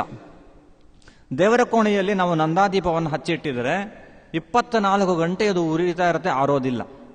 ಹಾಗೆ ಯೋಗಿಗಳು ಏನಾಗಿರುತ್ತೆ ಅಂತಂದ್ರೆ, ಅವರ ಮನಸ್ಸೆಂಬತಕ್ಕಂತಹ ಕೋಣೆಯಲ್ಲಿ ಯಾವ ಬೇರೆಯ ಲೌಕಿಕ ಗಾಳಿಯೂ ಬೀಸುವುದಿಲ್ಲ. ಯೋಗಿಗಳ ಮನಸ್ಸು ಎಂಬತಕ್ಕಂಥ ಕೋಣೆಯಲ್ಲಿ ಯಾವ ಇತರೆ ವಿಚಾರದ ವಿಷಯ ಪದಾರ್ಥಗಳ ಗಾಳಿ ಬೀಸೋದೇ ಇಲ್ಲವಾದ್ದರಿಂದ, ನಮ್ಮ ಮನೆಯ ದೇವರ ಕೋಣೆಯಲ್ಲಿ ಹಚ್ಚಿಟ್ಟಂತಹ ನಂದಾದೀಪವು ನಂದದೆ ಯಾವಾಗಲೂ ಹೇಗೆ ಇರುತ್ತೋ ಹಾಗೆ ಅಂತಹ ಯೋಗಿಗಳ ಮನಸ್ಸಿನಲ್ಲಿ ಸದಾ ಭಗವಂತ ಅಲ್ಲೇ ಇರ್ತಾನೆ. ಅವರಿಗೆ ಧ್ಯಾನದಲ್ಲಿ ಕೂತ್ಕೊಂಡ್ರೆ ಭಗವಂತ ಇರ್ತಾನೆ, ಹೋಗೋದಿಲ್ಲ. ಹಾಗಾಗಿ ಸ್ಥಿರವಾಗಿ ಭಗವಂತನಲ್ಲಿ ಮನಸ್ಸಿರುತ್ತೆ. ಸ್ಥಿರವಿಡು ನಿನ್ನಲ್ಲಿ ಪಾಂಡುರಂಗ ಅಂತ ಏನು ಕೇಳ್ತಾರೆ, ಹಾಗೆ ಭಗವಂತನಲ್ಲಿ ಇರತಕ್ಕಂಥದ್ದು. ಮನಸ್ಸು ಅಲ್ಲಿ ಇಲ್ಲಿ ಹೋಗೋದಿಲ್ವಂತೆ. ಈ ದೃಷ್ಟಾಂತವನ್ನು ಇಲ್ಲಿ ಕೊಡ್ತಿದ್ದಾರೆ. ಇಷ್ಟೆಲ್ಲ ಹೇಳಿ, ನೀವೇನೋ ಹೇಳಿದ್ರಿ ಇಷ್ಟೋ ತನಕ ಧ್ಯಾನ ಮಾಡು ಅದು ಇದು ಅಂತ ಹೇಳಿ ಕಷ್ಟಪಟ್ಕೊಂಡು ಮನಸ್ಸು ಎಲ್ಲೆಲ್ಲ ಹೋಗೋದನ್ನು ತಂದು ಧ್ಯಾನ ಮಾಡ್ತೀವಪ್ಪ, ಆಮೇಲೆ ಏನಾಯ್ತು ಅಂತ. ಈ ಧ್ಯಾನದಿಂದ ನಮಗೆ ಏನು ಫಲ, ನಮಗೆ ಏನು ಪ್ರಯೋಜನ ಇಲ್ಲದೆ ಹೋದರೆ ಯಾವ ಕೆಲಸವನ್ನು ನಾವು ಮಾಡೋದಿಲ್ಲ. ನೋಡೋಕ್ಕೆ ಕೆಲವರು ದಡ್ಡರಂತ ಇರ್ತಾರೆ. ಅವ್ರಿಗೆ ಏನಾದರೂ ಕೆಲಸ ಹೇಳಿ ಎಷ್ಟು ಕೊಡ್ತೀರಾ ಅಂತ ಕೇಳ್ತಾರೆ. ಸುಮ್ಮನೆ ನೋಡೋಕ್ಕೆ ಪೆದ್ರಂತ ಇರ್ತಾರೆ. ಏನು ಕೆಲಸ ಹೇಳಿದ್ರು ನೀವು ಎಷ್ಟು ಕೊಡ್ತೀರಾ, ಏನು ಕೊಡ್ತೀರಾ ಅಂತ ಕೇಳ್ತಾರೆ. ಹಾಗಾಗಿ ಮಂದರಾದರೂ ಕೂಡ ಏನೂ ಉಪಯೋಗ ಇಲ್ಲ ಅಂದರೆ ಕೆಲಸವನ್ನು ಮಾಡಲಿಕ್ಕೆ ಹೋಗೋದಿಲ್ಲ. ನೀವು ಹೇಳಿದಂತೆ ಇಷ್ಟೊಂದು ಕಷ್ಟಪಟ್ಟು ಆಹಾರ ವಿಹಾರಗಳನ್ನು ನಮ್ಮ ನಿಯಂತ್ರಣದಲ್ಲಿ ತಂದುಕೊಂಡು ಎಲ್ಲೆಲ್ಲೋ ಮನಸ್ಸು ಇಲ್ಲೇ ಏನೋ ಅಟ್ಲೀಸ್ಟು ಟಿ ವಿ ನೋಡಿದ್ರೆ ಅಥವಾ ಏನೋ ಹೋಟ್ಲಲ್ಲಿ ತಿಂದರೆ ಏನೋ ಒಂದು ಖುಷಿ ಸಿಗ್ತಿತ್ತಲ್ಲ, ಅದನ್ನೆಲ್ಲ ಬಿಟ್ಟು ಕಷ್ಟಪಟ್ಬಿಟ್ಟು ನಾವು ಧ್ಯಾನ ಮಾಡಿದ್ರೆ ಏನು ಪ್ರಯೋಜನ ಅಂದರೆ, ಅದಕ್ಕೆ ಭಗವಂತ ಹೇಳ್ತಾನೆ, ಯತ್ರೋ ಪರಮತೆ ಚಿತ್ತಂ ನಿರುದ್ಧಂ ಯೋಗ ಸೇವಯ ಯತ್ರ ಚೈವಾತ್ಮನಾತ್ಮಾನಂ ಪಶ್ಯನ್ ಆತ್ಮನಿ ತುಷ್ಯತಿ.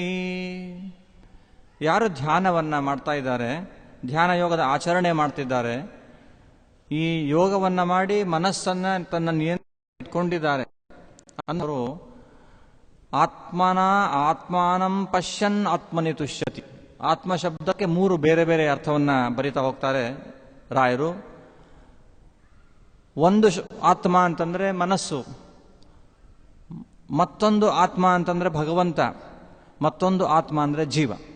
ಹಾಗಾಗಿ ಮನಸ್ಸಿನಿಂದ ಯಾರು ಕಣ್ಮುಚ್ಚಿಕೊಂಡು ಧ್ಯಾನವನ್ನು ಮಾಡ್ತಾ ಹೃದಯದಲ್ಲಿ ಭಗವಂತನನ್ನು ನೋಡ್ತಾ ಇರ್ತಾರೋ ಅವರು ಸಂತೋಷವನ್ನು ಪಡ್ತಾರಂತೆ.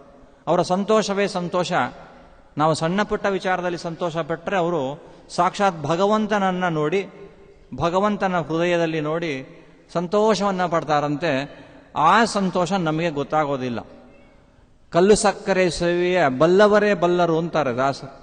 ಕಲ್ಲು ಸಕ್ಕರೆ ಹೇಗಿದೆ ಅಂತ, ನಾವು ಯಾರೋ ಒಬ್ಬ ಕಲ್ಲು ಸಕ್ಕರೆ ತಿಂದಿಲ್ಲ, ಅವನಿಗೆ ಕಲ್ಲು ಸಕ್ಕರೆ ಹೇಗಿದೆ ಅಂತ ಕೇಳಿದ್ರೆ ನಾವು ಏನು ಅಂತ ಹೇಳಲಿಕ್ಕೆ ಸಾಧ್ಯ? ತಿಂದರೆ ಗೊತ್ತಾಗೋದು. ಬಾಯಿಗೆ ಕಲ್ಲು ಸಕ್ಕರೆ ಹಾಕ್ಕೊಂಡವನಿಗೆ ಅದರ ಸುಖ ಗೊತ್ತಾಗತ್ತೆ ಹೊರತು ಸುಮ್ಮನೆ ಹಂಗಿದೆ ಹಿಂಗಿದೆ ಅಂತಂದ್ರೆ ಗೊತ್ತಾಗೋದಿಲ್ಲ. ಹಾಗೆ ಇಲ್ಲಿ ಕೂಡ ಯಾರು ಮನಸ್ಸಿಂದ ಭಗವಂತನನ್ನ ಸದಾ ಧ್ಯಾನ ಮಾಡ್ತಾ ಇರ್ತಾನೋ ಅವನಿಗೆ ಸಂತೋಷ ಆಗತ್ತಂತೆ. ಅದೇ ಒಂದು ಸಂತೋಷ, ಜ್ಞಾನಿಗಳು ಪಡ್ತಕ್ಕಂಥ ಸಂತೋಷ. ಇನ್ನು ಸುಖ ಮಾತ್ಯಂತಿ ಗಮ್ಯತ್ತದ್ ಬುದ್ಧಿ ಗ್ರಾಹ್ಯಮತೀಂದ್ರಿಯಂ ವೇತ್ತಿ ಯತ್ರ ನ ಚೈವಾಯಂ ಸ್ಥಿತ ಚಲತಿ ತತ್ವತಃ. ಒಂದು ಸುಖ ಇದೆ, ಅದು ಕೇವಲ ಅನುಭವಕ್ಕೆ ಮಾತ್ರ ವೇದ್ಯ. ನಮ್ಮ ಅನುಭವದಿಂದವೇ ಆ ಸುಖವನ್ನು ನಾವು ತಿಳ್ಕೊಳ್ಬೇಕು ಹೊರತು ಸುಖ ಹೆಂಗಿರುತ್ತೆ ಅಂತಂದ್ರೆ ಎಕ್ಸ್ಪ್ಲೈನ್ ಮಾಡೋಕ್ಕಾಗಲ್ಲ. ಆ ಸುಖವನ್ನು ಅನುಭವಿಸಾಗಲೇ ಮಾತ್ರ ತಿಳ್ಕೊಳ್ಳಲಿಕ್ಕೆ ಸಾಧ್ಯ. ನಮ್ಮ ಒಳಗಡೆ ಇರತಕ್ಕಂಥ ಒಂದು ಸುಖ ಅತೀಂದ್ರಿಯವಾದಂಥದ್ದು, ನಾವು ನಮ್ಮ ಇಂದ್ರಿಯಕ್ಕೆ ಸಿಗತಕ್ಕಂಥದ್ದಲ್ಲ. ಆದರೆ ಯಾರು ಮನಸ್ಸನ್ನು ಹರಿಯ ಬಿಡದೆ ಭಗವಂತನಲ್ಲೇ ಇಟ್ಟಿರ್ತಕ್ಕಂಥವನು, ಅವನು ಭಗವಂತ ಸತ್ವತಃ ಅಂದರೆ ಭಗವಂತ ಏನಿದ್ದಾನೆ ಅವನಿಂದ ಮನಸ್ಸು ಅಲ್ಲಿ ಇಲ್ಲಿ ಹೋಗದಂತೆ ಸ್ಥಿತ ಪ್ರಜ್ಞೆಯನ್ನು ಪಡಿತಾನೆ. ಅವನು ಭಗವಂತನನ್ನು ಬಿಟ್ಟು ಮನಸ್ಸು ಹೋಗೋದೇ ಇಲ್ವಂತೆ ಅವನಿಗೆ. ಅಂಥ ಒಂದು ಮಟ್ಟ ಬಂದಾಗ ಭಗವಂತ ಅವನಿಗೆ ಎಲ್ಲ, ಭಗವಂತ ಅವನಲ್ಲಿ ನೆಲೆಸ್ಬಿಡ್ತಾನೆ ಅಂತ ಹೇಳ್ತಾರೆ. ಯಂ ಲಬ್ಧ್ವಾ ಚಾಪರಂ ಲಾಭಂ ಮನ್ಯತೆ ನಾಧಿಕಂ ತತಃ ಯಸ್ಮಿನ್ ಸ್ಥಿತೋ ನ ದುಃಖೇನ ಗುರುಣಾಪಿ ವಿಚಾಲ್ಯತೆ. ಆ ಧ್ಯಾನವನ್ನು ಮಾಡಿ ಮಾಡಿ ಒಂದು ಮಟ್ಟಕ್ಕೆ ಹೋದಾಗ ಅವನಿಗೆ ಏನು ಕೊಟ್ಟರೂ ಬೇಡವಂತೆ, ಅವನಿಗೆ ಏನು ರುಚಿಸೋದೇ ಇಲ್ಲ. ದುಡ್ಡು ಕಾಸು ಬೆಳ್ಳಿ ಬಂಗಾರ ಹೆಂಡತಿ ಮಕ್ಕಳು ಯಾವುದೂ ಬೇಡ. ಇನ್ಯಾವ ವಸ್ತು ಎಷ್ಟು ಲಾಭ ಬರುತ್ತೆ ವ್ಯಾಪಾರ ಮಾಡಿ ಅಂತಂದ್ರೆ ಬೇಡ.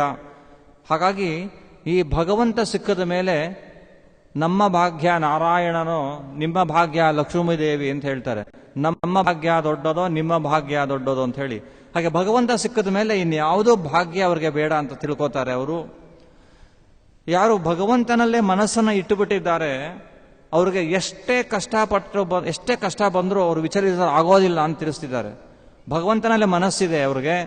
ಆರ್ಥಿಕವಾಗಿ ತುಂಬ ಕಷ್ಟ ಬಂತು, ದೈಹಿಕವಾಗಿ ಕಷ್ಟ ಬಂತು, ಮಾನಸಿಕವಾಗಿ ಕಷ್ಟ ಕೊಟ್ಟರು ಕೂಡ ಅವರು ವಿಚಲಿತರಾಗದೆ ಭಗವಂತನಲ್ಲೇ ಮನಸ್ಸನ್ನು ಇಟ್ಟಿರ್ತಾರೆ. ತೈಲಧಾರೆಯಂತೆ ಮನಸ್ಸು ಕೊಡು ಹರಿಯಲ್ಲಿ ಶಂಭೋ ಕೈಲಾಸವಾಸ ಗೌರೀಶ ಈಶ ಅಂತ ಕೇಳ್ಕೊಳ್ತಾರೆ. ಈ ನೀರು ನಾವು ಹಾಕಿದ್ರೆ ಮಧ್ಯ ಮಧ್ಯ ಅದು ಚಿನ್ನವಾಗಿ ಎಗರುತ್ತೆ, ಆದರೆ ಎಣ್ಣೆಯನ್ನು ಸುರಿದ್ರೆ ಅದು ನಿರಂತರ ಬೀಳತ್ತೆ. ಹಾಗೆ ರುದ್ರದೇವರನ್ನು ನಾವು ಪ್ರಾರ್ಥನೆ ಮಾಡಿಕೊಳ್ತೇವೆ.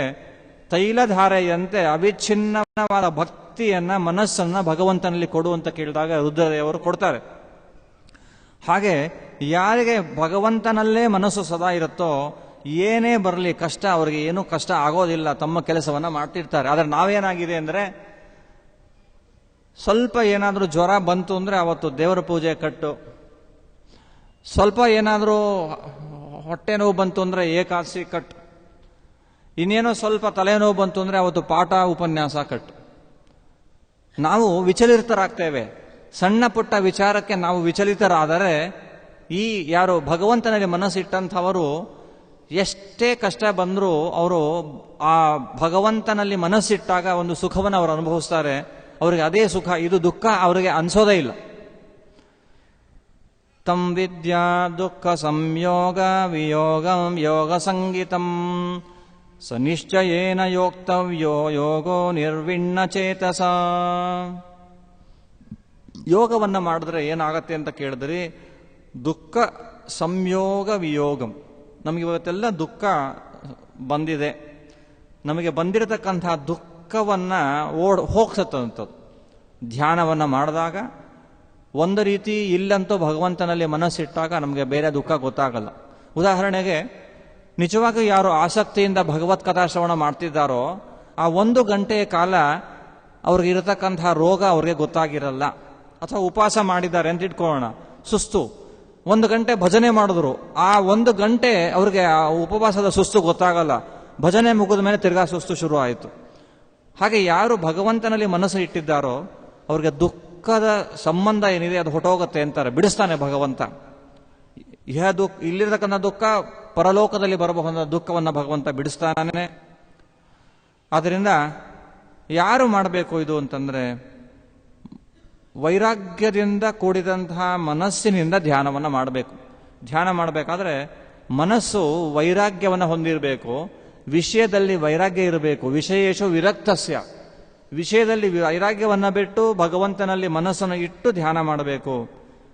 ಅದಕ್ಕೆ ರಾಯರು ಕೂಡ ಬರಿತಾ ಯಾರು ಮಾಡಬೇಕಪ್ಪ ಅಂತಂದ್ರೆ ಯಾರು ಮೋಕ್ಷವನ್ನು ಅಪೇಕ್ಷೆ ಪಡ್ತಾರೋ ಅಂಥ ಮುಮುಕ್ಷುಗಳು ಮೋಕ್ಷಕ್ಕೋಸ್ಕರವಾಗಿ ವಿಷಯದಲ್ಲಿ ಆಸಕ್ತಿಯನ್ನು ಬಿಟ್ಟು ಭಗವಂತನನ್ನೇ ಅವರು ಧ್ಯಾನವನ್ನು ಮಾಡಬೇಕು ಅಂತ ತಿಳಿಸ್ತಿದ್ದಾರೆ. ಅದರಿಂದ ಆ ಧ್ಯಾನಾವಸ್ಥೆ ಅಂತಕ್ಕಂಥದ್ದು ನಮ್ಮ ಎಲ್ಲ ದುಃಖವನ್ನು ಇಲ್ಲೂ ಕಳೆಯುತ್ತೆ. ನಾವು ದೇಹವನ್ನು ಬಿಟ್ಟ ಮೇಲೆ ಮುಂದಿನ ಲೋಕಗಳಲ್ಲಿ ನಮ್ಮ ದುಃಖವನ್ನು ಕಳೆಯುತ್ತೆ. ಇಲ್ಲಿ ನಿಶ್ಚಯೇನ ಯೋಕ್ತವ್ಯ ಅಂತ ಒಂದು ಪದ ಇಲ್ಲಿ ಭಗವಂತ ಸೇರಿಸಿದ್ದಾನೆ. ಅದಕ್ಕೆ ರಾಯರು ಬರೀತಾರೆ, ಯೋಗ ಮಾಡಿದ್ರೆ ಮಾಡ್ಬೋದಾ ಬಿಟ್ರೆ ಬಿಡ್ಬೋದಾ ಅಂತ ಕೆಲವಿಗೆ ಅನಿಸಬಹುದು. ಅದಕ್ಕೆ ರಾಯರು ಹೇಳ್ತಾರೆ, ಸಹ ಯೋಗ ಸಮಾಧಿ ನಿರ್ವಿಣ್ಣ ಚೇತಸ ವಿಷಯ ವಿರಕ್ತ ಮನಸ ನಿಶ್ಚಯೇನ ಯೋಕ್ತವ್ಯ ಅವಶ್ಯಂ ಕರ್ತವ್ಯ ಏವ ಮುಮುಕ್ಷಣ ಇತ್ಯರ್ಥಃ. ಧ್ಯಾನ ಮಾಡದೆ ಹೋದರೆ ನಿಮಗೆ ಮೋಕ್ಷ ಸಿಗೋದಿಲ್ಲ. ಅವಶ್ಯಕವಾಗಿ ನೀವು ವಿಷಯದಿಂದ ವೈರಾಗ್ಯವನ್ನು ಪಡೆದು ಮೋಕ್ಷ ಬೇಕು ಅಂತಂದರೆ ಧ್ಯಾನವನ್ನು ಮಾಡಲೇಬೇಕು.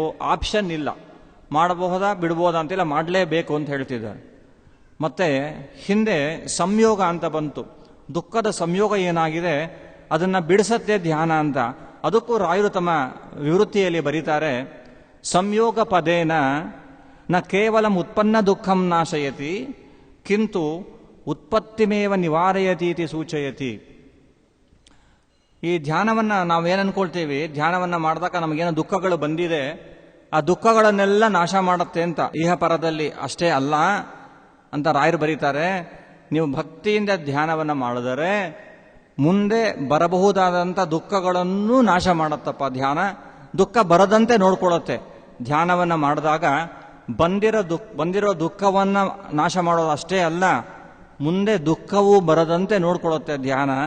ಆದ್ದರಿಂದ ನಾವು ಎಲ್ಲ ವಿಷಯಗಳಿಂದ ವಿರಕ್ತರಾಗಿ ಭಗವಂತನಲ್ಲಿ ಮನಸ್ಸನ್ನು ಇಡಬೇಕು ಅಂತ ಹೇಳ್ತಾ ಇದ್ದಾರೆ. ತದನಂತರದಲ್ಲಿ ಭಗವಂತ ಹಾಗಾದರೆ ವಿಷಯದಲ್ಲಿ ವೈರಾಗ್ಯವನ್ನು ಪಡಿಬೇಕು, ನಮ್ಮ ಆಸೆಗಳನ್ನು ನಿಗ್ರಹ ಮಾಡಬೇಕು. ಇದು ಮಾಡುವ ಬಗೆ ಹೇಗೆ? ನೀವೇನೋ ಹೇಳ್ಬಿಡ್ತೀರಾ ವಿರಕ್ತರಾಗಿ ಅಂಥೇಳಿ. ನಮ್ಮ ಕಾಮನೆಗಳನ್ನು ಆಸನೆಗಳನ್ನು ಹಿಡಿದಿಟ್ಕೊಳ್ಳೋ ಬಗೆ ಹೇಗೆ ಅಂದರೆ ಅದಕ್ಕೆ ಉಪಾಯವನ್ನು ಕೃಷ್ಣನೇ ನಾಳೆ ದಿವಸ ತಿಳಿಸ್ಕೊಡ್ತಾನೆ ಅಂತ ಹೇಳ್ತಾ, ಸರ್ವೇಂದ್ರಿಯ ಪ್ರೇರಕೇಣ ಶ್ರೀ ಪ್ರಾಣಪತಿನೇರಿತಃ ಯದವೌಚಮಹಂ ತೇನ ಪ್ರಿಯತಾಂ ಕಮಲಾಲಯ ಆಚಾರ್ಯ ಪವನೋಸ್ಮಾಕಂ ಆಚಾರ್ಯಾಣಿ ಚ ಭಾರತಿ ದೇವೋ ನಾರಾಯಣ ಶ್ರೀಶಃ ದೇವಿ ಮಂಗಲದೇವತಾ ಬ್ರಹ್ಮಾಂತ ಗುರವ ಸಾಕ್ಷಾದಿಷ್ಟಂ ದೈವಂ ಶ್ರೇಯಃಪತಿ ಆಚಾರ್ಯಾಃ ಶ್ರೀಮದಾಚಾರ್ಯಾಃ ಸಂತು ಮೇ ಜನ್ಮ ಜನ್ಮನಿ. ಶ್ರೀ ವಾಸಿಷ್ಠ ಕೃಷ್ಣಾರ್ಪಣಮಸ್ತು. ಶ್ರೀ ವಾದಿರಾಜ ಗುರುಭ್ಯೋ ನಮಃ. ಶ್ರೀ ರಾಘವೇಂದ್ರ ಗುರು ಸಾರ್ವಭೌಮ ಗುರುಭ್ಯೋ ನಮಃ. ಶ್ರೀ ಕೃಷ್ಣಾರ್ಪಣಮಸ್ತು. ಇಲ್ಲಿವರೆಗೆ ಗೀತಾ 6ನೇ ಅಧ್ಯಾಯದ ಚಿಂತನೆಯನ್ನು ನಡೆಸಿರುವಂತಹ ಆಚಾರ್ಯರಿಗೆ ಪರ್ಯಾಯ ಮಠದ ಪರವಾಗಿ ಅನಂತ ಧನ್ಯವಾದಗಳನ್ನು ಹೇಳುತ್ತಾ, ಶ್ರೋತೃವೃಂದಕ್ಕೂ ಧನ್ಯವಾದಗಳನ್ನು ಹೇಳುತ್ತಾ ಈ ಧಾರ್ಮಿಕ ಪ್ರವಚನ ಕಾರ್ಯಕ್ರಮಕ್ಕೆ ಮಂಗಲವನ್ನು ಹೇಳುತ್ತೇವೆ. ಶ್ರೀಕೃಷ್ಣಾರ್ಪಣಮಸ್ತು.